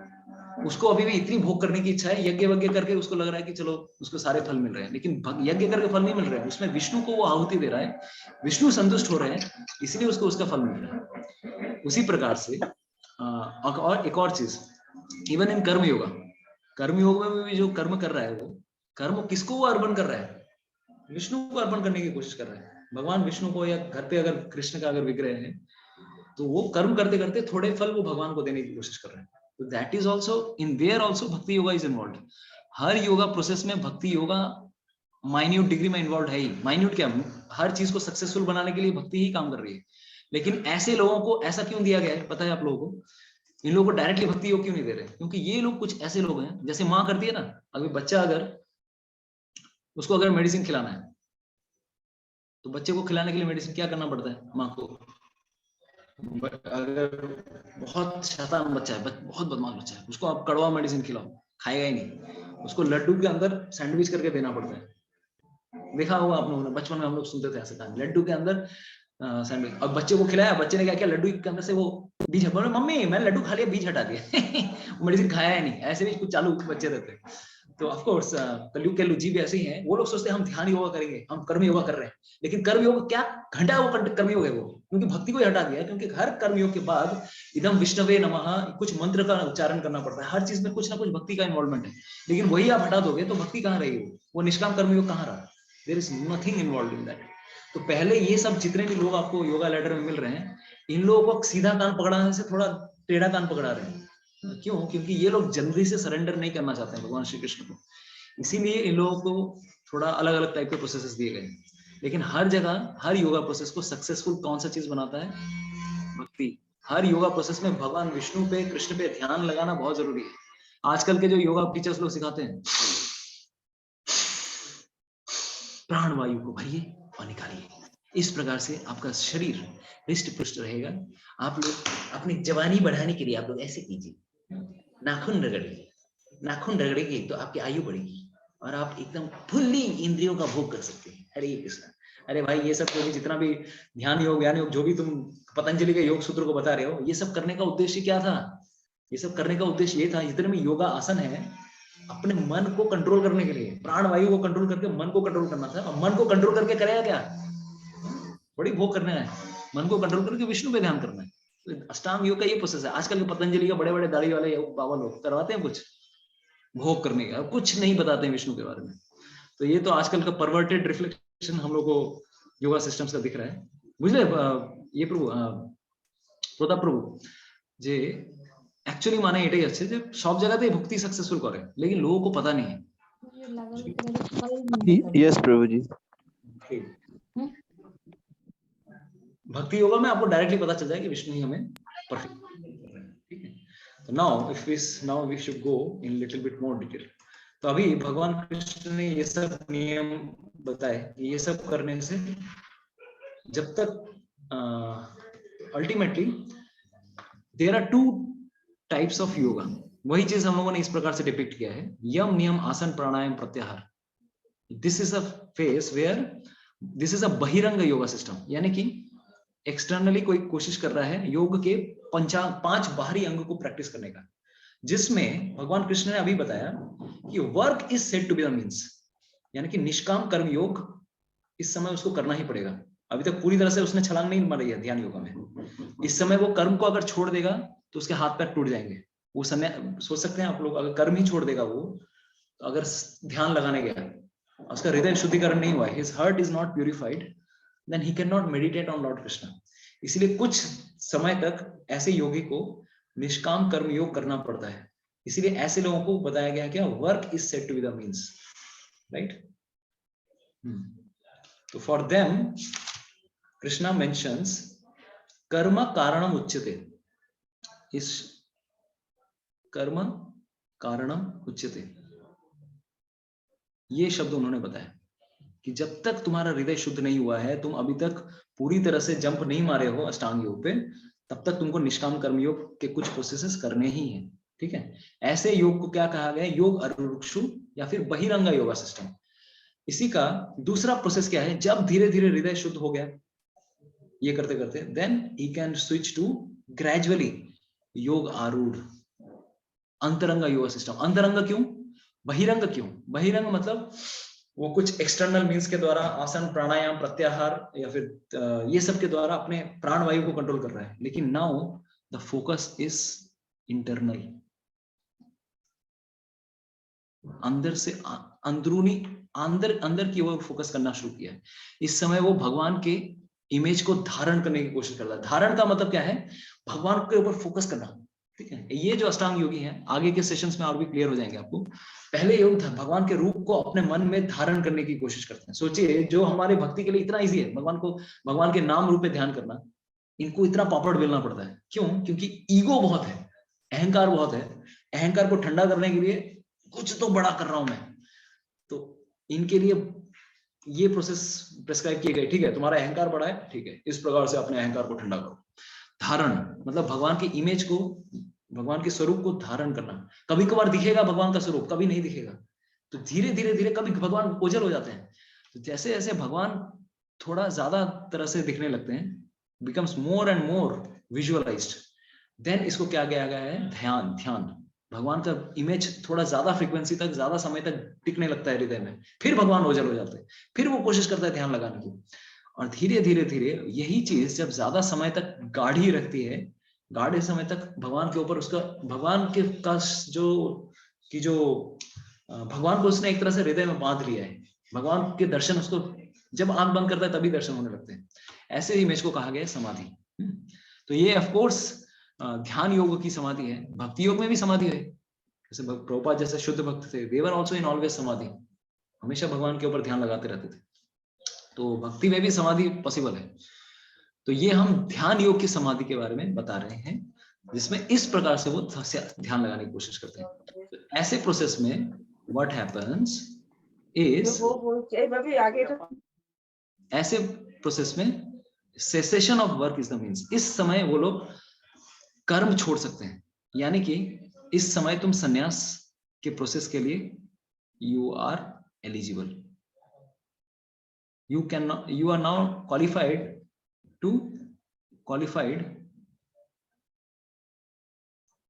to leave work। ठीक है, तो अभी जैसे अभी सोचिए, कर्म छोड़ने के लिए भी कितने, मतलब अपने हृदय को शुद्धिकरण करना बहुत जरूरी है। कुछ लोग सोचते हैं हम ब्रह्मचारी बनेंगे मंदिर में जाके, हाँ, कुछ बहुत बार हमारे मूवमेंट में बहुत सारे डिवोटी लोग आते हैं, पर वो जी कितना आसान जीवन है बताइए, खाओ पियो मजे करो, कीर्तन करो, प्रसाद खाओ, प्रचार करो, हरिनाम कराओ, यही कितना मजेदार जीवन है ब्रह्मचारी जीवन। तो इवन ब्रह्मचारी जीवन में टिकने के लिए भी भाई इतना आसान नहीं है। कितने लोग आते हैं, कितने लोग हवा हो जाते हैं। Even for us also it's very difficult. हृदय को शुद्ध करना बहुत जरूरी है। अगर कोई ऐसे ही छलांग मार के अगर कोशिश करे हम ब्रह्मचारी संन्यास लेंगे, अरे कलयुग, इवन इन द्वापर युग पहले 25 साल तक ब्रह्मचारी ट्रेनिंग होती थी। 25 साल के बाद उसके पास ऑप्शन रहता था कि वो ब्रह्मचारी कंटिन्यू करे या फिर गृहस्थ बन जाए। तो कुछ लोग गृहस्थ बन जाते थे, गृहस्थ आश्रम के बाद वानप्रस्थ लेते थे, वानप्रस्थ के बाद संन्यास कुछ लोग लेते थे गृहस्थी के द्वारा। और कुछ ब्रह्मचारी जो रह गए, धीरे धीरे धीरे अपने हृदय को शुद्ध किया, आगे चल के फिर वो दे मे और मे नॉट टेक संन्यास। तो संन्यास लेना इतना इजी नहीं है। और अर्जुन बोला हम डायरेक्ट छलांग मारूंगा। उसी तरह से कभी कभार हम लोग सोचते हैं कि भाई हम भी साधु बनेंगे, क्यों, बहुत इजी है, कोई कुछ काम नहीं करना पड़ेगा। ऐसे नाकारा नालायक लल्लू लाल लोगों को अगर यहाँ पर भी भर्ती कर लें तो क्या होगा बताइए? अल्टीमेटली ना यहाँ का रहेगा ना वहां का रहेगा, यहाँ से भी भाग जाएगा वो कुछ दिन बाद। क्यों? क्योंकि जब तक हृदय शुद्ध नहीं हुआ है, इसीलिए दुनिया में कुछ करके दिखाना पड़ता है। आजकल जितने भी इस्कॉन में डिवोटीज ज्वाइन कर रहे हैं, they are doing something in their professional life. ऐसे नहीं कि सब नाला कुछ कहीं पे नौकरी नहीं थी, ना नौकरी ना छोकरी, कुछ नहीं था जीवन में, इसको आ गए ब्रह्मचारी बनने, साधु बनने। अरे भाई जीवन में कुछ करके दिखाओ, लोग देखेंगे वहां तुम क्वालिफाइड थे तब तुम छोड़ के आए हो, that means that you are really qualified enough. तो पहले पाओ फिर छोड़ो। ऑफ कोर्स अभी उस पे बहुत सारे प्रश्न उठने लगेंगे, अरे भाई तो but still why it is studying in even in ISKCON society generally we don't recommend anyone and everyone to join the society. You should have some educational qualification, सब कुछ तो पढ़ाई किया है, कुछ तो ऐसा करो। नहीं तो क्या होता है, ज्यादा दिन तक कोई टिकता नहीं है। They anyways live even after getting brahmachari ashram also. हमें जो ट्रेनिंग मिलती है इंद्रियों पे कंट्रोल करना, सुबह मंगल आरती में उठना, विग्रहों की सेवा करना, इसके द्वारा भी हम लोग अपने मन को संयम में लाने की कोशिश कर रहे होते हैं। तो bhakti yoga works even after coming. Now many devotees they go to grihastha ashram also. ब्रह्मचारी से बहुत लोग गृहस्थ भी बन जाते हैं, लाल कपड़े से कोई गृहस्थी भी बन सकता है। तो इसका मतलब ये नहीं कि उसका पतन हो गया। दिस इज अरे पहले के जमाने में तो ये ग्रेजुअल एलिवेशन था, ब्रह्मचारी के बाद गृहस्थ होते ही हैं बहुत सारे लोग। तो कभी भी ऐसा नहीं सोचना चाहिए कि भाई अरे ऐसे कैसे हो सकता है, साधु बन गए थे। अरे ये सन्यास नहीं ले रहे हम, सन्यास को की निंदा की गई है, लेकिन सन्यास से इट इज समथिंग लाइक सन्यास से नीचे नहीं आना है, लेकिन ब्रह्मचारी से कोई गृहस्थ बन ही सकता है, राइट? तो even to become Brahmachari also that also requires कि भाई कुछ तो करके आओ, कुछ तो करो, जॉब करो, कुछ करो, तुम करके कुछ दिखाओ इस संसार में, तब ना तुम आओगे तो देन पीपल विल अंडरस्टैंड। तो that's why this is just a side talk what we are trying to say कि निष्काम कर्म, cessation of work is the means। संन्यास कब इस अष्टांग योगी के ऊपर लागू होता है? जब उसने निष्काम कर्मयोग कर लिया। हाँ, निष्काम कर्मयोग पे परफेक्ट हो गया, धीरे धीरे धीरे उसका हृदय शुद्ध हो गया और वो सन्यासी बन गया। लेकिन कलयुग का एक डिजीज है, कलयुग में एक डिजीज ये है, कलयुग के लोगों के अंदर क्या डिजीज है पता है आप सबको? कलयुग के लोग सोचते हैं अरे प्रभु जी मेरा हृदय पूर्ण रूप से शुद्ध हो गया, I am perfectly qualified to practice anything and everything। पता है मैंने अपना, हम लोग प्रीमैच्योरली अपने आप को जज करते हैं कि हम बहुत 30 मार्क आए हैं, हम परफेक्ट हो गए हैं, हम कुछ भी, हम एक्चुअली हम लोग प्रेम लेवल तक पहुंच गए हैं। भगवान के अभी दर्शन मिलने ही वाले हैं, बस मिलने ही वाले हैं। प्रीमैच्योरली हम अपने आप को जिस लेवल पे नहीं है वो अज्यूम करने लगते हैं। ये कलयुग की प्रॉब्लम है। इसलिए even in bhakti yoga there have been so many people, भक्ति के नाम पे उन लोगों के माने चैतन्य महाप्रभु ने जो हमें पद्धति दे के गए हैं, किसका? गोपी भरतुर पद कमल और दास दासानुदास। हमें गोपियों के दासों का दास बनना है। तो कुछ लोग even in bhakti yoga there have been many miscreants, वो बोलने लगे भाई हम तो गोपी बन गए हैं ऑलरेडी, हमें गोपी, हम लोगों को पता है मैं तुंग विद्या की सखी हूँ, मैं मंजरी हूँ, मेरा सेवा है कि मेरे को कृष्ण के लिए क्या बनाना, कृष्ण के लिए दूध गर्म करना या फिर कृष्ण के लिए फूल लाना। ऐसे लोगों को जूते चप्पल मारने चाहिए। अगर सच में आप क्वालिफाइड हो, you will never express what you are in spiritual world. आप आध्यात्मिक जगत में क्या हो किसी को बताने ही नहीं जाओगे खुलेआम। ऑफ कोर्स कुछ आचार्यों ने हमें बताया है, ताकि just on a humble note, ना कि मैं ढोल पिटता बोलूंगा अरे मैं क्या हूँ। कलयुग में लोगों की एक बड़ी डिजीज है कि हम अपने आप को बहुत बड़ा समझते हैं। इसके लिए अपना हम कौन से लेवल पे हैं ये जानने के लिए हमें सीनियर डिवोटीज की हेल्प लेना बहुत जरूरी है। अदरवाइज कोई अगर कान पकड़ने वाला नहीं रहता है, हम अपने आप को बहुत बड़ा समझने लगते हैं। यही प्रॉब्लम इनके साथ भी हो सकती है कि ध्यान योगी व्यक्ति अगर अपने आप को समझने लगे कि मैं ध्यान योग के बराबर हो गया, मैं धारण ध्यान समाधि कर सकता हूँ, मैं कार्य सब छोड़ के मैं अभी ध्यान करूंगा, लेकिन उसका हृदय शुद्ध नहीं हुआ है, अल्टीमेटली क्या होगा? कोई मेनका आएगी, कोई रंभा आएगी, उसके साथ ही भाग गया। ऐसा हो जाएगा। और ऐसे ही होता भी है कलयुग में। ऐसे ही बाबा, नौटंकी बाबा लोग बड़े भरे हुए हैं, कुछ चीप प्रेस्टीज की वजह से पूरा नाम लोग बिगाड़ देते हैं। तो दैट इज अ प्रॉब्लम। ठीक है, तो this is we have to understand, Kalyug is a age of hypocrisy. जो हम नहीं है वो हम लोगों को दिखाने की कोशिश करते हैं। तो ये हम लोगों ने दो चीज क्यों दिखाए हैं, किसी को समझ में आ रही है कि ये हम लोगों ने घोड़े का एग्जाम्पल क्यों दिया है? एक तरफ ऐसे घोड़े में है और एक तरफ ऐसे घोड़े में। बताइए इस दोनों का अंतर क्या है? What is the difference between these two processes? एक तरफ ये है, एक तरफ ये है, क्यों है? बताइएगा कोई? Anybody would like to speak? Okay, आप लोग म्यूट नहीं, अनम्यूट नहीं कर पा रहे थे. यस, अभी बोल सकते हैं. अभी आप लोग शेयर कर सकते हैं. प्रभु जी, ये एक ब्लैक जो घोड़ा है वो ट्रेंड है, हाँ, और वो ट्रेंड है, अपने इंद्रियों को पूरा कंट्रोल किया हुआ है. वो और जो रेड कलर का जो घोड़ा है, वो क्या है कि वो कंट्रोल नहीं कर पा रहा है अपने इंद्रियों को. ये जोगा अरुणो ये चढ़ने का कोशिश कर रहा जोग. एक सेकंड. हाँ, तपति माता जी बोलो. माता तपति माता जी, आप म्यूट हो गए थे.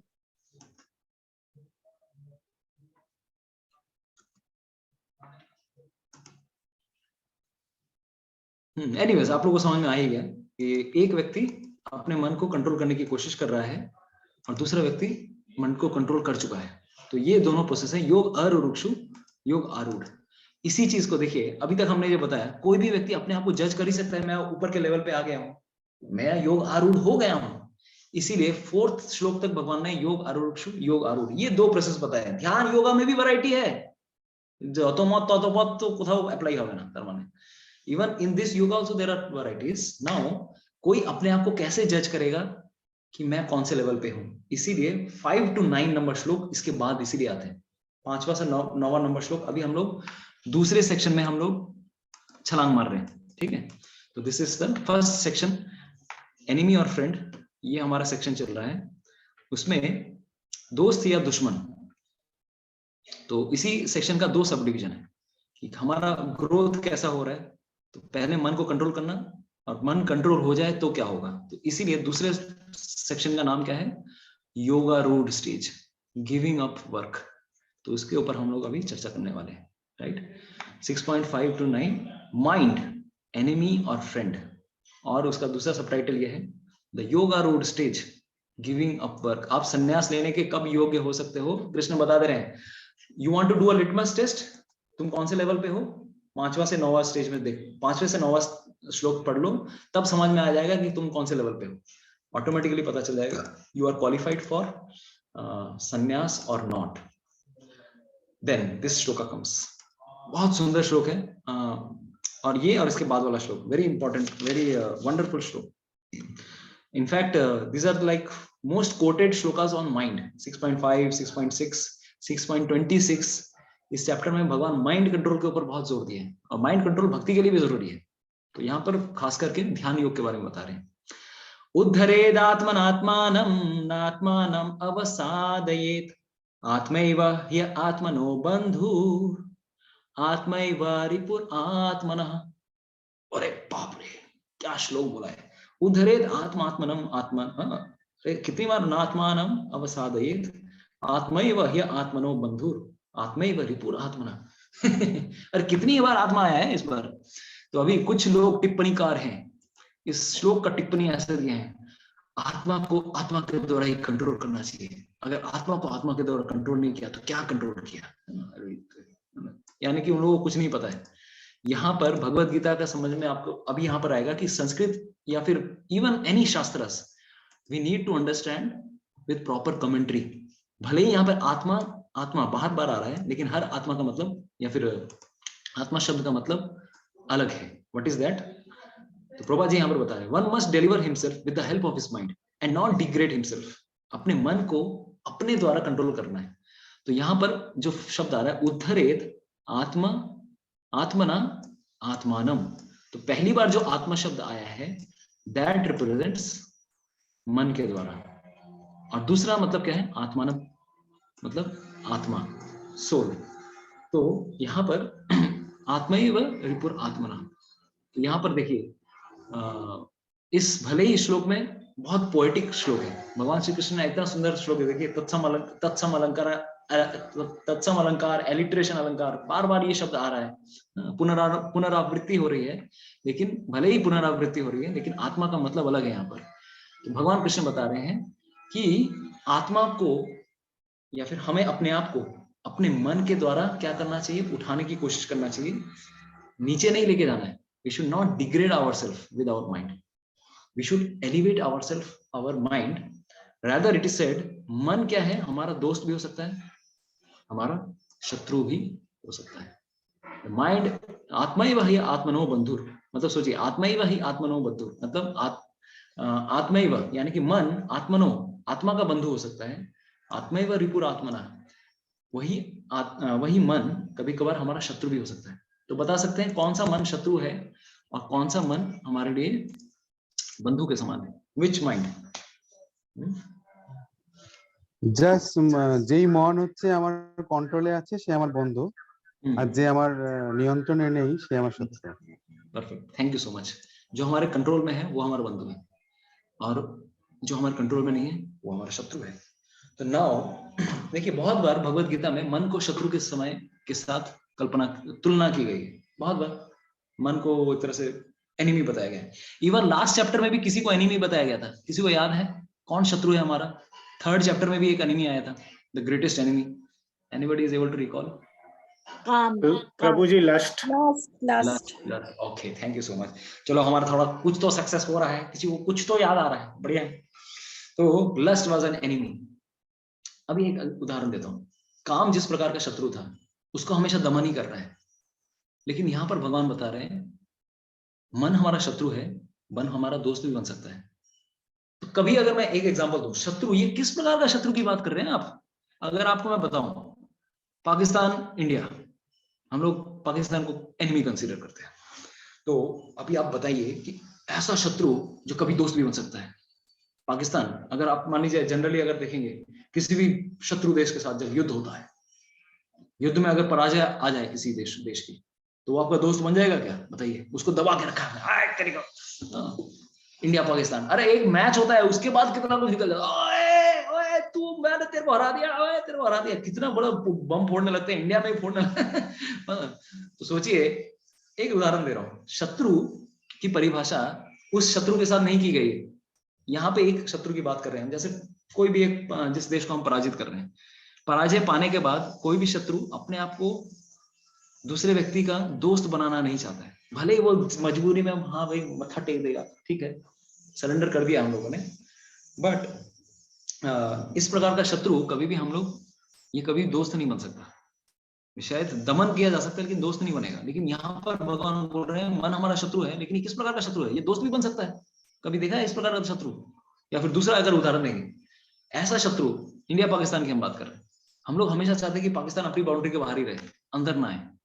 लेकिन ये मन एक दूसरा प्रकार का शत्रु है जो हमारे ही अंदर बैठा हुआ है कि नहीं? हमारे ही अंदर बैठा हुआ है। ये भिन्न प्रकार का, अलग तरह का शत्रु है। तो यहाँ पर कभी भी उस प्रकार के शत्रु के साथ कंपेयर मत कीजिएगा कि सरहद के पार वाला शत्रु। ये सरहद के अंदर ही है। ये मन हमारा इस प्रकार का शत्रु है जिसको हमें क्या करना है? इसको संयम में लाना है, कंट्रोल में लाना है। कंट्रोल में लाने के बाद ये दोस्त बनेगा, कंट्रोल में ना हो तो दुश्मन है। तो इसके बाद वाला श्लोक और भी क्लियर हो जाएगा हमारा, ठीक है? तो बहुत अच्छे श्लोक हैं ये सब। तो आप लोगों में से कितने लोग आज पढ़ के आए हैं? सॉरी, कितने लोग आज पढ़ के आए हैं? How many of you have read today's shloka? कोई 5 से 9 पढ़ के। सुनीता माता जी पढ़ेছেন, श्लोकक्षणा माता जी, सिद्धि माता जी, लता माता जी। ओके, यस, আমি 6 পর্যন্ত পড়েছি প্রভু। 6 অবধি পড়েছেন। তিনটে পড়ে নিলে আজকেরটা হয়ে যেত। तो यस, सुनीता माता जी, शारदा जी, निरुपम प्रभु, तो जो पढ़ के आए हैं उनके लिए और भी थोड़ा बेनिफिट होगा। तो मन को हमें क्या करना है? इसीलिए भक्ति योग। ओके, थैंक यू माता जी, हरे कृष्ण। मन को क्या करना है? मन को भगवान कृष्ण में अगर लगाया जाए तब ये संयम में आ सकता है। मन को अगर कृष्ण में नहीं लगाएंगे तब ये सबसे बड़ा शत्रु है। तो ऐसे योगियों के लिए इसके बाद देखिए, कुछ लोग सोचते हैं कि ये वाला जो श्लोक है, उद्धरेत आत्मा आत्मानम आत्मा, बहुत सारे लोग सिर्फ कमेंट्री लिखते हैं, one should control the self by the self, और उसके बाद साथ में बताते हैं the self is the best of the friends of the self and the self can be the friend of the self also. इस तरह से भी बहुत लोगों ने कमेंट्री की है, लेकिन ये कमेंट्री थोड़ा कंफ्यूजिंग कमेंट्री है। ये क्लियर कब हो जाएगा? अगर आप नेक्स्ट वाला श्लोक देखोगे तो भगवान कृष्ण क्लियरली बता देते हैं ये पहला आत्मा कौन सा है, दूसरा आत्मा कौन सा है। तो यहाँ पर नाम भी बता देते हैं, बंधुरात्मात्मनस्तस्य येनात्मैवात्मना जितः अनात्मनस्तु शत्रुत्वे वर्तेत आत्मैव शत्रुवत् तो यहाँ पर बता ही दे रहे हैं कि आत्मना जितः, मन को हमें कंट्रोल करना है, द वेरी माइंड शत्रुत्व। स्पेशली इसके बाद वाले श्लोकों में और भी क्लियर हो जाता है, मन को कंट्रोल करना है। जिसने मन को पर विजय पाली है, मन सबसे अच्छा दोस्त बन गया है, और जिसने मन पे ही कंट्रोल नहीं किया है, उसके लिए मन सबसे बड़ा शत्रु है। तो देखिए भक्ति योग में हम सबको, इवन भक्ति योगा ऑल्सो, ये सब जैसे सुलक्षणा माता जी ने शुरू में बताया, ये सारे श्लोक हमारे लिए भी एप्लीकेबल हैं। भले ही 6 चैप्टर हमारे लिए कुछ करने के लिए नहीं है, ध्यान योगा हमें करना नहीं है, लेकिन भक्ति योग में भी ये सारे श्लोक अप्लाई होते हैं।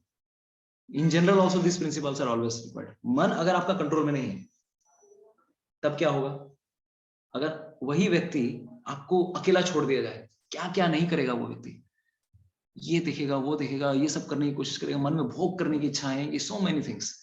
लेकिन वही व्यक्ति अगर आत्म संयमित व्यक्ति है और उसको अकेले किसी जगह पे छोड़ दिया जाए, वही उसी प्रकार की सिचुएशन में, वो उस समय बैठ के भगवान के ऊपर ध्यान करेगा, भगवान की कथा का श्रवण करेगा, शायद लेक्चर सुनेगा, भगवान की किताबें कुछ पढ़ने की कोशिश करेगा, मन को भगवान की सेवा में लगाने की कोशिश करेगा। तो एक मन भले ही मन ही है, लेकिन कभी कंट्रोल में आ जाता है और कभी सबसे बड़ा शत्रु बन जाता है। तो यहाँ पर एक चीज समझना है, इसका मतलब क्या हुआ? मन को हम पाकिस्तान जैसे एनिमी को के साथ कंपेयर नहीं कर सकते। हमने पाकिस्तान वाला एग्जांपल क्यों दिया? एक वो है जो सरहद के पार है, पहला तो ये चीज, ये मन हमारे सरहद के अंदर ही है, हमारे अंदर ही रह रहा है, इसको हम सरहद के पार नहीं भेज सकते। तू मन मेरा मन तू बाहर जा, वी कैन नॉट से लाइक दैट। मन को हमें यूटिलाइज करना है, अपने अंदर ही रहेगा। दूसरी चीज ये कि एक बार सरहद के पार वाला जो दुश्मन है, उसको आप कंट्रोल करके अपना दोस्त नहीं बना सकते। अंदर में खुंदस खाएगा, कभी तो मैं तेरे ऊपर चढ़ के मैं तेरे ऊपर मतलब हल्ला बोल करूंगा। लेकिन मन किस प्रकार का, अलग प्रकार का शत्रु है। तो रैदर इसको कंट्रोल करना कैसे है? How to control this mind?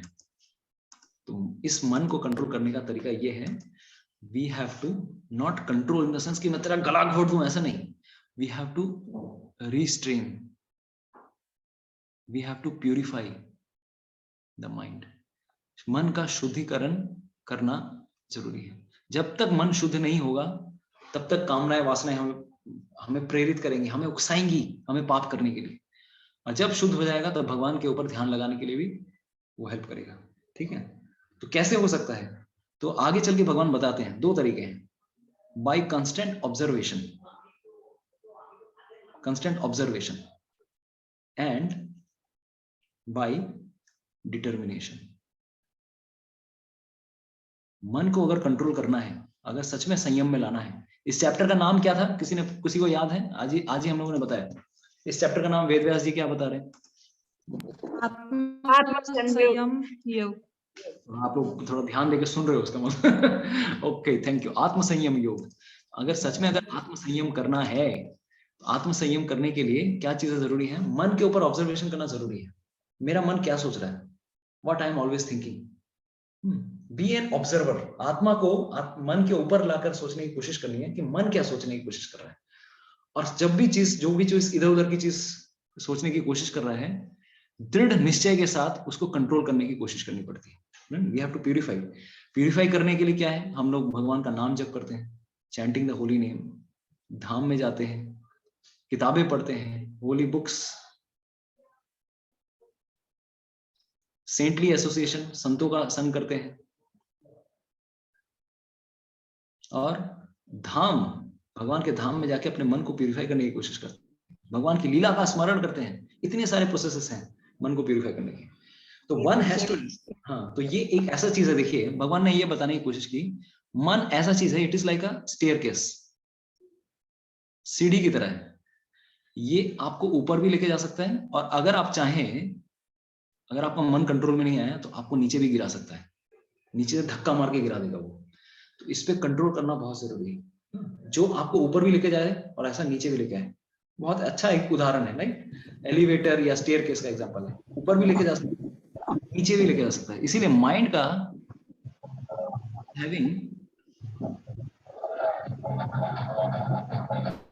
Mind is having a dual role to play.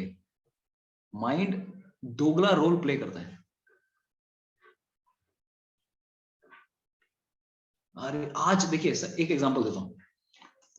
अगर आज आपने कोई चीज भोग करने की वस्तु, आपको लग रहा है कि काश मुझे आज, मान लो अभी मुझे अगर आपको एक सिगरेट पीना है, सिगरेट पी लेंगे और मन करने है सिगरेट पीने का, अंदर से आवाज आ रही है। देखिए अंदर से दो आवाज आती है कभी कभार। पहली आवाज ये कि मत कर, don't do it. What is that voice? The voice of conscience. हमारा जो अंदर का विवेक है, विवेक कहता है कि मत करो। अंदर से दो आवाज आती है ना। One voice is the voice of conscience and another voice is the voice of mind. नहीं करना है यार, नहीं छोड़, मैं नहीं रह सकता, मुझे करना है, मुझे करना है। This voice, conscience voice, जो मना कर रहा है करने के लिए, this is the voice of the super soul. परमात्मा अंदर से बोल रहे बेटा मत कर, तू फंस जाएगा इसमें। लेकिन मन हमें बोलता है नो, I want it. ये हमें प्रेरित करता है ना, it instigates. Mind is instigating. कभी कभार जब तक हमारा मन प्योर नहीं है, हमारा अंतरात्मा जब तक शुद्ध नहीं है, जब तक शुद्ध नहीं होगी, तब तक इन दोनों में डिफरेंशिएट करना मुश्किल हो जाता है। अरे अंदर की आवाज मतलब ये परमात्मा की आवाज है या मन की आवाज है? कंफ्यूज हो जाएंगे। मन बोल रहा है, परमात्मा बोल रहा है। मन भी हमारे, परमात्मा भी हमारे लिए गुरु का काम करते हैं ना। तो इसीलिए जब तक हमारा मन इस प्रकार की सिचुएशन में है, we should take shelter of devotees. बाहर में जो भक्त हैं या फिर गुरु, साधु, शास्त्र, ये तीन चीजों के बारे में बताया गया। गुरु, साधु और शास्त्र। तो साधु मतलब डिवोटीज, गुरु मतलब स्पिरिचुअल मास्टर्स, शास्त्र। जब तक हम लोग शुद्ध नहीं हुए, यानी कि हमारी बात कर रहे हैं हम, हमारे मन में भी बहुत सारे विचार आते हैं करना है कि नहीं करना है, इसीलिए डिवोटीज से कंसल्ट कीजिए, या फिर प्रभुपाद की किताबें पढ़िए, या फिर शास्त्र पढ़िए, प्रभुपाद के लेक्चर सुनिए। इस प्रकार से भी हमारा कंफ्यूजन क्लियर रहता है। नहीं, मैं जो सोच रहा हूँ गलत सोच रहा हूँ, ये सही नहीं है।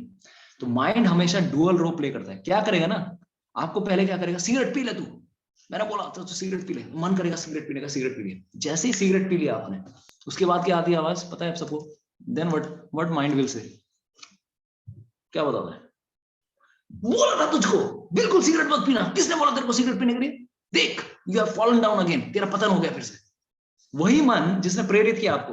एक सिंपल सा एग्जांपल बताया, देख आज कुछ गलत सलत देखेंगे, चलो, तो वही मन आपको प्रेरित कर रहा है, हाँ चलो आज मैं इंटरनेट खोलूंगा, कुछ इधर उधर की चीजें देखूंगा, और जब देख लिया उसके बाद गिल्टी, अरे मैंने क्या कर लिया, मैंने बहुत बड़ा पाप कर दिया, वी विल फील गिल्टी। वही माइंड आपको गिल्टी करा रहा है। That's why he is a dual role player. It is not a double role player. Double role की बात नहीं कर रहे हैं, डुअल रोल, दोगला। कभी आपका दोस्त बन जाता है, दिखाता है कि मैं आपका दोस्त हूँ, कभी दुश्मन। डबल रोल मतलब क्या है, एक ही मूवी में दो लोग हैं, वो तो कभी कभार दोनों एक दूसरे से मिलते भी हैं, लेकिन वो उस रोल की बात नहीं कर रहे हैं। This is a dual role. एक ही व्यक्ति दो प्रकार का रोल कर रहा है, कभी आपका दोस्त बन रहा है, कभी आप ही के पीठ पे जाके छोरा भोग रहा है। That is what mind does. तो नेक्स्ट क्लास में हम लोग माइंड का एक एक्रोनिम भी बताने की कोशिश करेंगे, MIND। Mind, M means magnifies pleasure. कुछ तो मिलेगा मुझे, जैसे अगर मान लीजिए get a super 3 BHK flat near the Ganges. Mind भी बहुत बार होर्डिंग देखते हैं ना, माइंड इमेजिन करता है, अरे मेरे को इतना अच्छा फ्लैट मिलेगा, मैं बहुत एंजॉय करूंगा। या फिर विल्स फ्लेक पियेंगे तो हम लोग एंजॉय करेंगे। या फिर खूब मिलेगा रंग जब मिल बैठेंगे 3 यार, आप, मैं और मेरा बैक पाइपर क्लब सोडा। और वो ऐड देख के खुश हो जाता है, यार मेरे को यही चाहिए, यही चाहिए। या फिर कोई अगर हीरोइन मिल जाए, हीरोइन सुपरस्टार, अरे मेरे को ऐसी गर्लफ्रेंड चाहिए यार, एकदम ऐसी। Mind imagines pleasure. एक्चुअली वैसा नहीं है, जब मिलेगा तो यार कुछ भी नहीं हुआ है, कोई मजा ही नहीं आया। इमेजिन करता है mind, magnifies, sorry not imagine, it magnifies, जितना है उसको ज्यादा magnifies. That is a problem. Then I for imagines pleasure, उसको लगता है आनंद मिलेगा, लेकिन that is not the case. तो दिस इज, इस तरह से हम लोग एक्रोनिम बताने वाले हैं। तो that is a suspense for next class, but still stay tune for that. यहाँ पर हम लोग वही बता रहे हैं कि mind causes a double role player. It is a friend also, it is a enemy also. इसे मन को कंट्रोल करना बहुत जरूरी है। एंड नेक्स्ट 7, 8, 9 तीन प्रकार से भगवान कृष्ण किसी भी व्यक्ति को, अपने आप को जो 30 मार का समझता है ना, अच्छा तुम अपने आप को बहुत बड़ा योगारूढ़ समझ रहे हो, you have to see, if you want to check yourself that you are yogaरूढ़, you are on yogaरूढ़ level or not, then check these 3 verses. check these three verses. Which one? 6.7, 8 and 9. 6.7, 8 और 9, ये तीन पढ़ ले बेटा, समझ में आ जाएगा तेरा तू कितना पानी में है. ठीक है.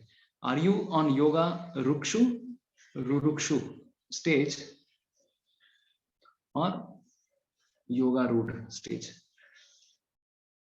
This is a litmus test. भगवान कृष्ण अभी बता दे रहे हैं ताकि आगे चल के किसी को कंफ्यूजन ना हो तुम कौन से लेवल पे हो. ठीक है. तो 7, 8, 9 का ये लिंक है. तो हम लोगों ने अभी चर्चा की 6.5. तो हम लोगों ने बताया mind is both friend and enemy, दोस्त भी दुश्मन भी. ठीक है. तो माइंड कोई पढ़ेगा ये वाला आप लोगों के सामने? Anybody would like to see the link? कोई पढ़ेगा? This one? Yes, Prabhu. Yes, Mataji, put.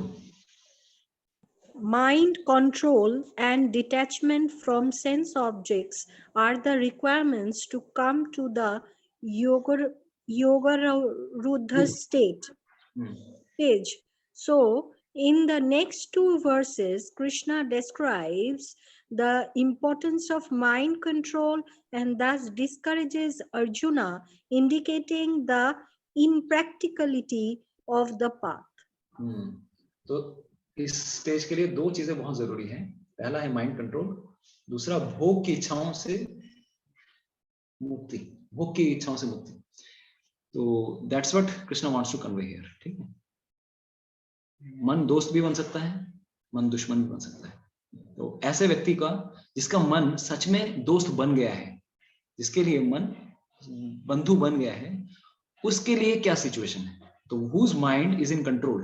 7, 8, 9 आगे चल के ये बताते हैं. जितात्मना प्रशांतस्य परमात्मा समाहितः शीतोष्ण सुख दुखेषु तथा मान अपमानयो ज्ञान विज्ञान तृप्तात्मा कूटस्थो विजितेन्द्रियः युक्त इति उच्यते योगी सम लोष्ट्राश्म कांचनः सुहृन् मित्रारि उदासीन मध्यस्थ द्वेष्य बंधुषु साधुषु अपि च पापेषु समबुद्धिर् विशिष्यते. तो यहाँ पर भगवान बता रहे हैं, अच्छा अगर कोई भी ऐसा सच में अगर योगारूढ़ लेवल पे पहुंच गया है, उसकी मनोस्थिति कैसे रहेगी?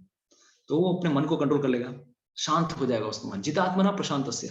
शांत का मतलब, एक तो ऑलरेडी शांत का मतलब है शांत, ही इज ऑलरेडी पीसफुल. प्रशांत मतलब प्रकृष्ट रूपेण शांत, और भी ज्यादा पीसफुल. जैसे प्रशांत महासागर, पैसिफिक, मोस्ट माइल्ड शांत सागर. ऑफ कोर्स प्रशांत महासागर प्रशांत है कि नहीं पता नहीं, लेकिन जैसे भगवान श्री कृष्ण यहाँ पर बता रहे हैं, प्रशांत उसका मन हो जाएगा. जितात्मना, उसने मन पे जीत प्राप्त कर ली है. तब एक्चुअली देखिए, ये एक ऐसा प्रकार का शत्रु है. देखिए, ये नॉर्मल शत्रु की बात नहीं कर रहे हैं. मन को एक डिफरेंट प्रकार का शत्रु समझना पड़ेगा. ही इज नॉट शत्रु. ये आपको दोस्त बनाना है ना, इस व्यक्ति को, इसको तो आप दोस्त बनाना है. और कभी कभार आपने देखा है, किसी को अपने कंट्रोल में करके उसको दोस्त बना सकते हैं क्या? तू मेरा दोस्त बनेगा, तेरे को मैं पीट के मैं दोस्त बनाऊंगा. ऐसा कभी होता है? दोस्त बनाने के लिए ये थोड़ा इसकी ट्रेनिंग अलग तरह की लगती है. तो यहाँ पर इसीलिए सबसे बेस्ट उदाहरण क्या है? The best example which is given is, किसी को पता है कौन सा उदाहरण दिया जा सकता है? यहाँ पर पाकिस्तान और इंडिया का एग्जाम्पल तो नहीं एप्लीकेबल है. ये उस प्रकार का शत्रु नहीं है, ये बंधु भी बनेगा. तो what kind of example is best suited for mind? कोई सोचेगा, सोचने मजबूर होइए किस प्रकार का.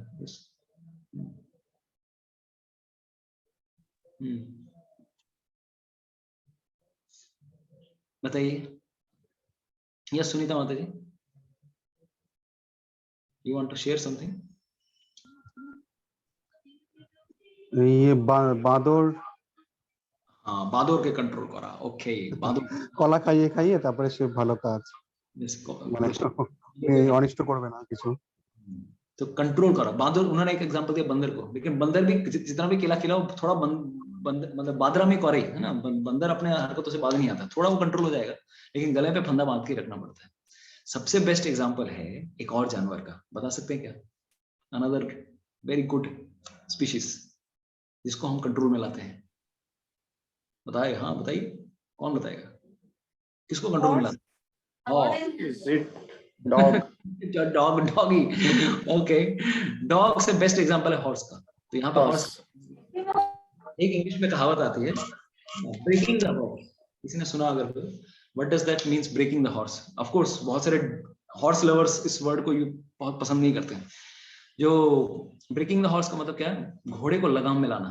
तो कुछ जब नया नया नवेला घोड़ा होता है, वो एकदम बात नहीं सुनता है, वो तो अपना मन का मौजी होता है, मुझे अपने हिसाब से करना है, किसी को चढ़ने नहीं देगा ऊपर, और इधर उधर भागता रहेगा, दौड़ता रहेगा। लेकिन धीरे धीरे धीरे उसको जो ट्रेनर होते हैं उसको ट्रेन करते हैं, ट्रेनर उसको ट्रेन करते हैं। इस प्रकार से जब वो ट्रेन पा जाता है, ट्रेनिंग हो जाती है, then he becomes in full control, उसके ऊपर आपके पास लगाम आ गई। तो इसीलिए मन को इस प्रकार का शत्रु मत सोचिए कि अरे इंडिया पाकिस्तान में, अरे ये उस प्रकार के शत्रु की बात नहीं कर रहे हैं। ये एक प्रकार से बंधु है, ये आपका दोस्त है, लेकिन आपको पता नहीं क्योंकि आपके कंट्रोल में नहीं है, इसलिए बंधु की तरह नहीं, शत्रु की तरह काम कर रहे हैं। इसको हमारे अंडर में काम कराना है घोड़े की तरह। तो घोड़े की तरह हम लोग लगाम में लेके आएंगे, then he will become a good friend. तो ऐसा व्यक्ति अंत में जाके इसका सच में he will become such a nice horse, उसका मन कंट्रोल हो जाता है, अंदर से शांत हो जाता है। और क्या बोलते हैं, परमात्मा समाहिता, मन अगर कंट्रोल में हो गया तो आप परमात्मा तक पहुंच सकते हो। हमारे हृदय में परमात्मा है, परमात्मा तक आप इजीली, इसका मतलब क्या है, समाधि आप इजीली कर सकते हो, पा सकते हो। भगवान के दर्शन इजीली हो जाएंगे अगर मन कंट्रोल में आ जाएंगे। हमारा मन कंट्रोल में नहीं, इसीलिए सब प्रॉब्लम्स होती है। देन शीतोष्ण सुख दुखेशु, शीत उष्ण सुख दुख मान अपमान, यहाँ पर 3 प्रकार के डुअलिटीज के बारे में बताया। तो what are the 3 dimensions of duality? Physical level पे ठंडी गर्मी, इसीलिए ये जो ध्यान योगी हैं आराम से क्यों ध्यान कर पाते हैं कहीं पर भी, सर्दी में गर्मी में, क्यों? क्योंकि उन्होंने फिजिकल लेवल पे इक्वानिमिटी क्रॉस कर ली है। ठीक है, इक्वानिमिटी। दूसरा, मेंटल लेवल पे भी इक्वानिमिटी चाहिए। आपके पास अच्छा हो बुरा हो, जीवन में अच्छे बुरे सब चीजें चलती रहती हैं, दोनों सिचुएशन में समभाव रखना, तो मेंटल लेवल पे। और तीसरा, ऑनर एंड डिसऑनर, यानी कि ईगो लेवल पे, अहंकार के लेवल पे भी हमें क्या करना है, समान भावना रखना। ये तीनों भावना इतनी इजी नहीं है। तो ये भी देखिए, this is also telling about equality और इक्वानिमिटी। किसी को याद आ रहा है 5th चैप्टर में हम लोगों ने इक्वानिमिटी के बारे में मेंशन किया था? Anybody is able to recall? कौन से श्लोक में था? प्रभु जी, ब्राह्मण है कवि हस्तिनी। हाँ, कौन बोला? Who is telling? दोलन माता जी। यस, शुनि चैव शोपाके च पंडितः समदर्शिना। उस चैप्टर में भी आया था इक्वल विजन, हम सबको तो इक्वल तरह से देखना है। लेकिन 5th चैप्टर में इक्वानिमिटी है, इस चैप्टर में भी। यस दीपांकर को 17, 18, 19 वो सब सेक्शन में आ रहा था, ये सब इक्वानिमिटी वाला। तो उस चैप्टर में भी इक्वानिमिटी आया, यहाँ पर भी इक्वानिमिटी आया है। इक्वानिमिटी मतलब समभाव रखना। तो 5th चैप्टर में इक्वानिमिटी और 6th चैप्टर में इक्वानिमिटी, समभाव, इन दोनों में अंतर क्या है? चैप्टर 5 में भी इक्वानिमिटी आई है, सबको समान दृष्टि से देखना, लेकिन वहां पे और इस चैप्टर में अंतर है। चैप्टर 6 इक्वानिमिटी कम्स, चैप्टर 5 का इक्वानिमिटी वाज ऑन द निष्काम कर्म योगा लेवल। एक निष्काम कर्म योगी किस प्रकार से क्या देखता है, हर एक के हृदय में, in everyone he sees the soul, आत्मा को देखता है।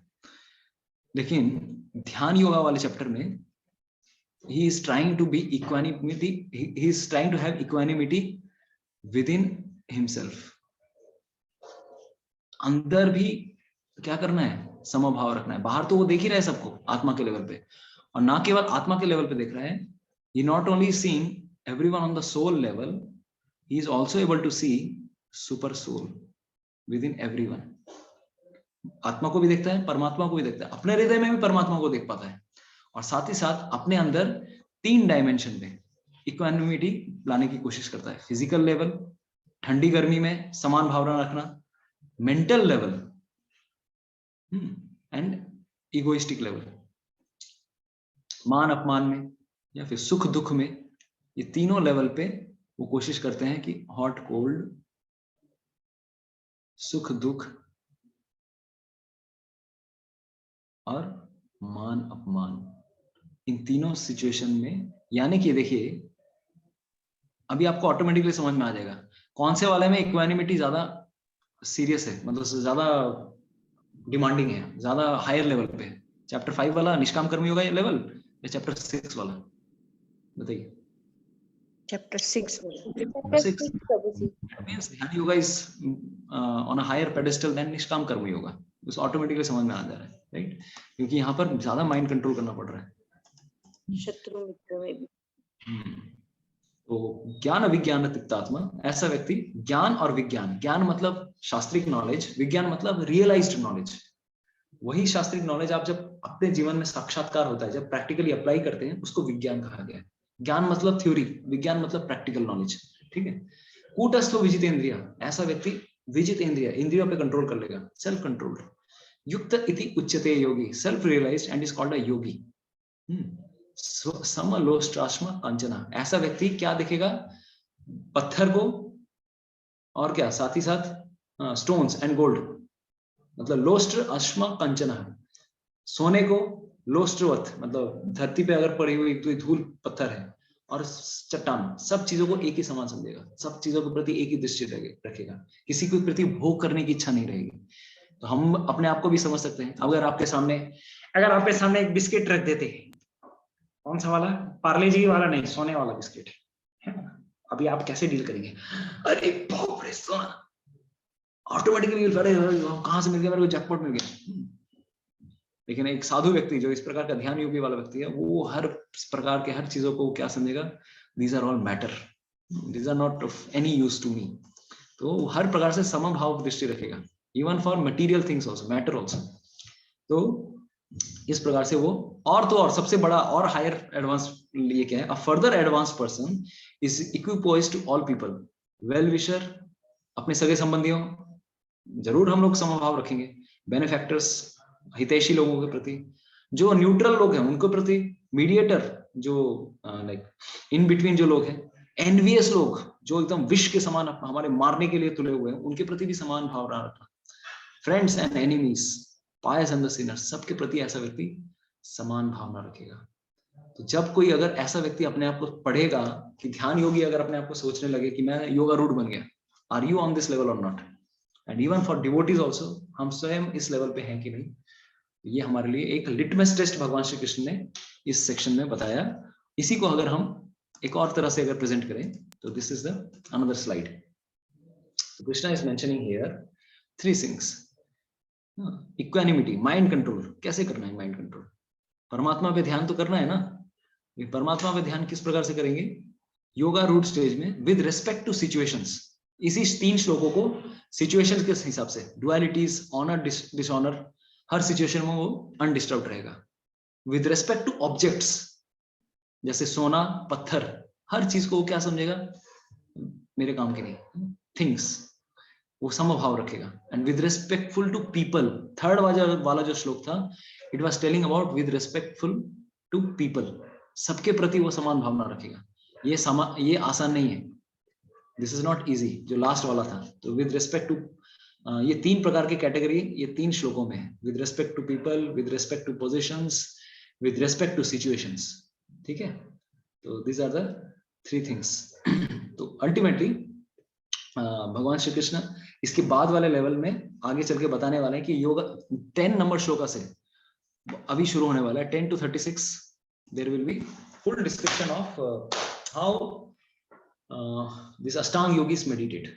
इसके बाद बहुत अच्छा सेक्शन आने वाला है. ठीक है, अच्छा लगेगा. 6th chapter is very interesting. Of course हमें 6th चैप्टर जानने के बाद यही समझ में आया कि this is not practically possible, but of course बहुत सारे नई चीजें जानने को मिलेगी, वेरी न्यू कॉन्सेप्ट्स. तो एनीवेज, एक और चीज, to now officially our session is over. Now one thing we would like to mention, tomorrow is the disappearance day of Srila Prabhupada. Srila Prabhupada Abhay Charanaravinda Bhakti Vedanta स्वामी श्रील प्रभुपाद. आप सब अवगत हैं, प्रभुपाद जी इस्कॉन के संस्थापक आचार्य हैं, और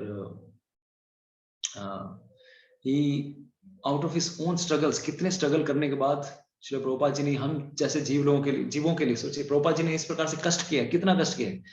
अरे उन्होंने इंडिया में कितना प्रचार करने की कोशिश की होगी. 42 years he stayed in India, but nobody was taking Bhagavad Gita seriously. तब उनको समझ में आया कि उनके गुरु महाराज कहते थे कि you should go to the west and preach about Krishna consciousness. उन्होंने अपने गुरु महाराज की वाणी को आदेश को पालन करने के लिए भक्ति योग को पूरे जगत में जितने भी जीव हैं क्योंकि भक्ति योग के सिवा और कोई योगा पॉसिबल ही नहीं है इस युग में। केवल और केवल भगवान श्री कृष्ण की भक्ति ही हमें शुद्ध कर सकती है। इस वाणी का प्रचार करने के लिए, चैतन्य महाप्रभु की वाणी का प्रचार करने के लिए वो 7 समंदर क्रॉस करते हैं। किसी को पता है पहले के जमाने में एक्चुअली इन वैदिक पर्सपेक्टिव एनी पर्सन फ्रॉम वैदिक lineage should never go beyond the 7 oceans. 7 समंदर किसी को भी क्रॉस नहीं करने चाहिए। किसी ने कभी सुना है ये बात? आजकल हम लोग इतना कोशिश करते हैं, अरे मुझे अमेरिका जाना है, America, I want to go to America, the US, Switzerland, yes Somnath प्रभु।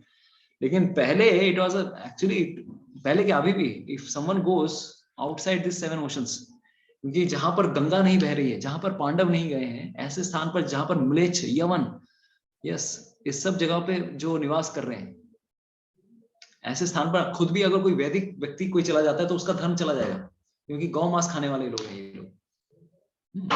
तो इसीलिए यहाँ पर ये मेंशन आ रहा है कि श्रील प्रभुपाद जी ने 7 समंदर क्रॉस किया। ये नहीं सोचा कि मेरा धर्म चला जाएगा, उन्होंने ये सोचा कि दूसरे व्यक्तियों को भक्ति में लाना है। रादर बहुत सारे योगी लोग, सन्यासी लोग विदेश में गए, अमेरिका में गए, और वहां पे कोट, सूट, बूट, टाई ये सब पहन लिया, वहां की जो पहनने की जो चीजें थी वो पहन ली, और बोलने लगे हम योगी हैं। बहुत सारे ऐसे योगी लोग हुए, वहां पर जाके उनकी सारी चीजें एक्सेप्ट कर ली। लेकिन प्रभुपाद जी ने किसी भी चीज को कॉम्प्रोमाइज नहीं किया। He always did what a Vedic sannyasi should be doing. He always tried to preach Krishna consciousness. तो उन्हीं की स्तुति में tomorrow is the like most auspicious, क्योंकि कार्तिक महीने में ही श्रील प्रभुपाद जी ने चूज किया to leave this mortal world. Even on the death bed, he was translating Shrimad Bhagavatam. अंत समय में भी वो क्या कर रहे थे? श्रीमद् भागवतम का ट्रांसलेशन कर रहे थे। देखा वो, आप लोगों ने वो वीडियो देखी होगी। तो we will try to recite one very important song जो हम लोग recite करते हैं for those Vaishnavas who have left this planet. What is that song? कल 7:20 जितने भी भक्त हैं, कलकत्ता टेम्पल यू नो, तो कोशिश जरूर कीजिएगा एक बार जरूर मंदिर आने की। प्रभुपाद जी का क्वार्टर्स है, प्रभुपाद जी के रूम्स हैं। ISKCON Calcutta temple is the first temple, ISKCON temple in India, पहला, भारत का सबसे पहला मंदिर, राधा गोविंद मंदिर। और प्रभुपाद जी का एक पर्सनल रूम भी है वहां पर, जहां पर प्रभुपाद जी सबसे मिलते थे, मुलाकात करते थे। या फिर उसी जगह पे मायापुर का लैंड जो है, तमाल कृष्ण गोस्वामी महाराज प्रभुपाद जी को आकर रात के 12:30 बजे आकर बोल रहे हैं, क्योंकि मायापुर का लैंड इस्कॉन को मिल नहीं रहा था। Local Muslim people, local Yadav लोग जो हैं, घोष लोग हैं, they were not willing to give to ISKCON, but Tamal Krishna Maharaj went there and somehow he did bargaining। किसी तरह से उन्होंने मायापुर का लैंड लेकर आते हैं, डील करते हैं, and then he comes at 12:30 in night and he tells to Srila Prabhupada in that room, he says, Srila Prabhupada, the land is yours, Mayapur is yours now, Mayapur अभी आपका है। तो उन्होंने अपने गुरु के लिए, जैसे प्रभुपाद जी ने अपने गुरु के लिए सेवा की, Tamal Krishna Maharaj was the right hand for Srila Prabhupada. जिस जगह पे कोई कार्य कोई और नहीं कर पाता था, तमाल कृष्ण महाराज जाके वो कार्य कर देते थे। इवन चाइना में भी प्रचार करने के लिए तमाल कृष्ण महाराज का योगदान है। चीन जैसे देश में जहां पर कोई सब नास्तिक है, वहां पर तमाल कृष्ण महाराज ने प्रचार किया। तो वो सारी घटनाएं प्रभुपाद जी के इस रूम में हुई है। तो श्रील प्रभुपाद लीलामृत अगर आप कभी पढ़ेंगे तो वो सब सारे डिस्क्रिप्शंस आते हैं। तो कल बहुत सुंदर सजाया जाएगा प्रभुपाद जी के रूम को। Of course, I am not in Calcutta ISKCON now. I am in ISKCON Goshala, but our heart is in ISKCON Calcutta Temple, the first temple of ISKCON India, and the most dearmost place. इसीलिए इस साल की कार्तिक यात्रा परम पूज्य राधानाथ महाराज ने कोलकाता में रखी, क्योंकि प्रभुपाद जी की 125वीं वर्षगांठ है, जन्म तिथि है। तो that is a very important तिथि for all of us। 7:20 में उन्होंने अपना he left for Golok Vrindavan. तो इस हम लोग कौन सा गीत गाते हैं? जे अनिलो प्रेमा धन करुणा प्रचुर, sorry this song is this song. तो very simple Bengali, plain Bengali song है, जे अनिलो प्रेमा धन करुणा प्रचुर। नरोत्तम दास ठाकुर ने ये गीत लिखा है। Those Vaishnavas who have departed from this world, जे अनिलो प्रेम धन करुणा प्रचुर। अरे वो वैष्णवगण जिन्होंने इस जगत में प्रेम का धन लेकर आए हैं, करुणा लेकर आए हैं, ढेर सारी मात्रा में करुणा लेकर आए हैं, ऐसे प्रभु, ऐसे भक्त कहाँ चले गए, कहाँ चले गए? तो बेसिकली वो सबके बारे में बताते हैं, चैतन्य महाप्रभु कहाँ गए, नित्यानंद प्रभु कहाँ गए, अद्वैत आचार्य कहाँ चले गए। तो नरोत्तम दास ठाकुर ठीक ऐसे समझ में आए थे जब धीरे धीरे सारे वैष्णवगण डिपार्ट कर जा रहे थे, कोई भी इस प्लेनेट में नहीं था। तो उनके विरह में उनके मन में ये सॉन्ग उन्होंने लिखा था। कहाँ मोरा स्वरूप रूप, कहाँ सनातन, स्वरूप गोस्वामी, रूप गोस्वामी, स्वरूप दामोदर, सनातन गोस्वामी, कहाँ दास रघुनाथ पतित पावन। रघुनाथ दास गोस्वामी कहाँ चले गए। हाँ, कहाँ मोर भट्ट जुग, भट्ट जुग मतलब रघुनाथ भट्ट एंड गोपाल भट्ट, ये दो मतलब 6 गोस्वामियों में प्रमुख गोस्वामी थे। कहाँ Kaviraj, Ramchandra Kaviraj, he was the best friend of Narottam Das Thakur. Specially Ramchandra Kaviraj जब उनके जो बेस्ट फ्रेंड थे नरोत्तम दास ठाकुर के, वो जब ये प्लेनेट से छोड़ के जाते हैं तब उन्होंने ये स्पेशली ये सॉन्ग लिखा। एक काले कोथा गला गोरा नटराज, अरे चैतन्य महाप्रभु आप मुझे छोड़कर कैसे चले गए इस धराधाम से। पाषाणे कुटीबो माथा अनोले पुशिबो, अरे मेरे को मन कर रहा है I can not live without you all Vaishnavas, मेरे को मन कर रहा है मैं अपना सर फोड़ दूं, मैं अपना प्राण जीवन में त्याग दूं, या फिर मैं शरीर को मैं आग में निछावर कर दूं। गौरांगो गुणेर निधि कोथा गेले पावो, अरे चैतन्य महाप्रभु जैसे गुणों की निधि चैतन्य महाप्रभु को मैं कहाँ जाने से मुझे मिलेंगे। इतना विरह में वो ये सारी वेदना का ये सॉन्ग है। This is a song in separation of departed Vaishnavas. शेषव संगीर संगे जे कोई लो विलास, अरे ऐसे संगियों ऐसे भक्तों के साथ जिसने भी निवास किया है, शेषंगो ना पाइया कांदे नरोत्तम दास, अरे ऐसे संग को ना पाकर नरोत्तम दास ठाकुर विलाप कर रहे हैं। काश मुझे भी श्री चैतन्य महाप्रभु का संग प्राप्त होता। नरोत्तम दास ठाकुर ठीक श्री चैतन्य महाप्रभु के जाने के समय 1534 को Shri Chaitanya Mahaprabhu left this mortal world and in that year only he took birth. तो उनके मन में एक बहुत बड़ा विलाप था कि मुझे चैतन्य महाप्रभु के दर्शन नहीं हुए। तो इस प्रकार से वो ये गीत कह रहे हैं। तो we would like to recite this song especially on tomorrow also 7:20 में ये सॉन्ग गाया जाएगा। Very heart touching song. You can all recite at your own place, जहां पर भी आप हैं। मैं गाऊंगा, मैं कोरस में भी मैं ही गाता हूँ, लेकिन कोरस वाले मतलब सेकंड लाइन जो मैं रिपीट कर रहा हूँ उस समय आप भी रिपीट कर सकते हैं, ठीक है।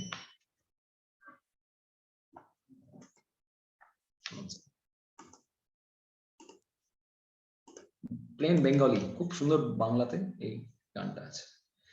যে আনিল প্রেম ধন করুণা প্রচুর, যে আনিল প্রেম ধন করুণা প্রচুর,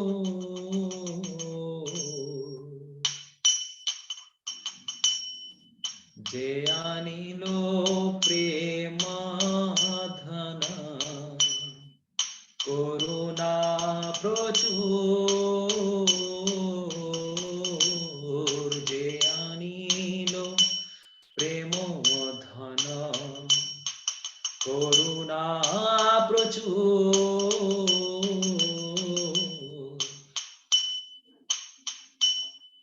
হেন প্রভু কোথা গেলা আচার্য ঠাকুর, হেন প্রভু কোথা গেলা আচার্য ঠাকুর, যে আনিল প্রেম ধন করুণা প্রচুর, যে আনিল প্রেম ধন করুণা প্রচুর, হেন প্রভু কোথা গেলা আচার্য ঠাকুর, হেন প্রভু কোথা গেলা আচার্য ঠাকুর, কাহা মোরা স্বরূপ রূপ, কাহা সনাতন, কাহা মোরা স্বরূপ রূপ, कहाँ सनातन, कहाँ दास रघुनाथ पतित पावन, कहाँ दास रघुनाथ पतित पावन, कहाँ मोर भट्ट जुग, कहाँ कबीराज, कहाँ मोरा भट्ट जुग, कहाँ कबीराज, एक काले कोथा गेला गोरा नटराज, एक काले कोथा गेला गोरा नटराज, पाषाणे कुटिब माथा, अनले पोषिब, पाषाणे कुटिब माथा, अनले पोषिब, गौरांग गुणेर निधि कोथा गेले पाबो, गौरांग गुणेर निधि कोथा गेले पाबो, से सब सঙ্গীর সঙ্গে যে কইল বিলাস, সে সব সঙ্গীর সঙ্গে যে কইল বিলাস, সে সঙ্গ না পাইয়া কাঁদে নরোত্তম দাস, সে সঙ্গ না পাইয়া কাঁদে নরোত্তম দাস, যে আনিল প্রেম ধন করুণা প্রচুর, যে আনিল প্রেম ধন করুণা প্রচুর, হেন প্রভু কোথা গেলা আচার্য ঠাকুর, হেন প্রভু কোথা গেলা আচার্য ঠাকুর।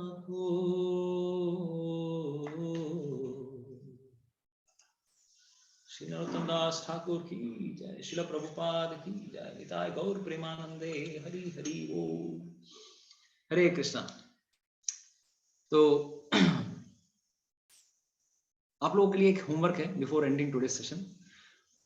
Again after so many days we would be opening today's group for all of you. Bhagavad Gita simplified 1, 2 and 3 तीनों ग्रुप हम लोग कुछ समय के लिए ओपन करने वाले हैं। तो अभी आप लोगों के पास एक छोटा सा होमवर्क है एज अ ग्रेटिट्यूड मतलब we should write some gratitude journal, right. कुछ समय के लिए हम ओपन करने वाले हैं। आप लोगों को अपने मन का जितना भी like whatever you want to, however way you want to thank Srila Prabhupada, you can write something in glorification of Srila Prabhupada, how your life would have been so different if Prabhupada was not there। Prabhupada ji अगर नहीं होते तो हम कहाँ होते, हम सब कहाँ होते। कुछ कृतज्ञता के स्वरूप आप लोग कोशिश कीजिए लिखने का, क्योंकि जिस हृदय में कृतज्ञता रहती है उसी हृदय में भक्ति भी निवास करती है। बिना कृतज्ञता के, बिना ग्रेटिट्यूड के Krishna doesn't reside in anyone's heart. So we can write some words in Bengali, in Hindi, in English, whichever language you want. हम लोग कुछ समय के लिए maybe 15-20 minutes we will open all the 3 groups. So this is a homework for all of you. And class के बाद आज का section का quiz भी रहेगा. You can participate in the quiz. And one more thing, इतने दिनों तक आप लोगों ने, जितने लोगों ने Bhagavad Gita simplified course attend किया है, तो chapter 6 is going to end very soon. तो जिन्होंने भी बीच में क्विजेस मिस किए हैं, please do complete your quizzes so that very soon we can bring out the results also. Okay, thank you so much. Hare Krishna. तो কিছু যদি ভুল ত্রুটি হয়ে গিয়ে থাকে আমাদের থেকে ক্ষমা প্রার্থী আছি। আর কিছু যদি হেভি চলে গিয়ে থাকে, মাথার উপর দিয়ে অনেক বেশি বেরিয়ে গেছে, তাহলেও ক্ষমা প্রার্থী আছি। নেক্সট ক্লাসে আরো আমরা সহজ সরল করার চেষ্টা করব। ঠিক আছে? श्रील प्रभुपाद की जय, श्रीमद् भगवद गीता की जय, समवेत भक्त वृंद की जय, निताय गौर प्रेमानंदे, हरि हरि बोल। जय श्री कृष्ण चैतन्य प्रभु नित्यानंद, श्री अद्वैत गदाधर शिवासादि गौर भक्त वृंदा, Hare Krishna Krishna Krishna Hare Hare, Hare Ram Ram Ram Hare Hare. Hare Krishna. Thank you so much.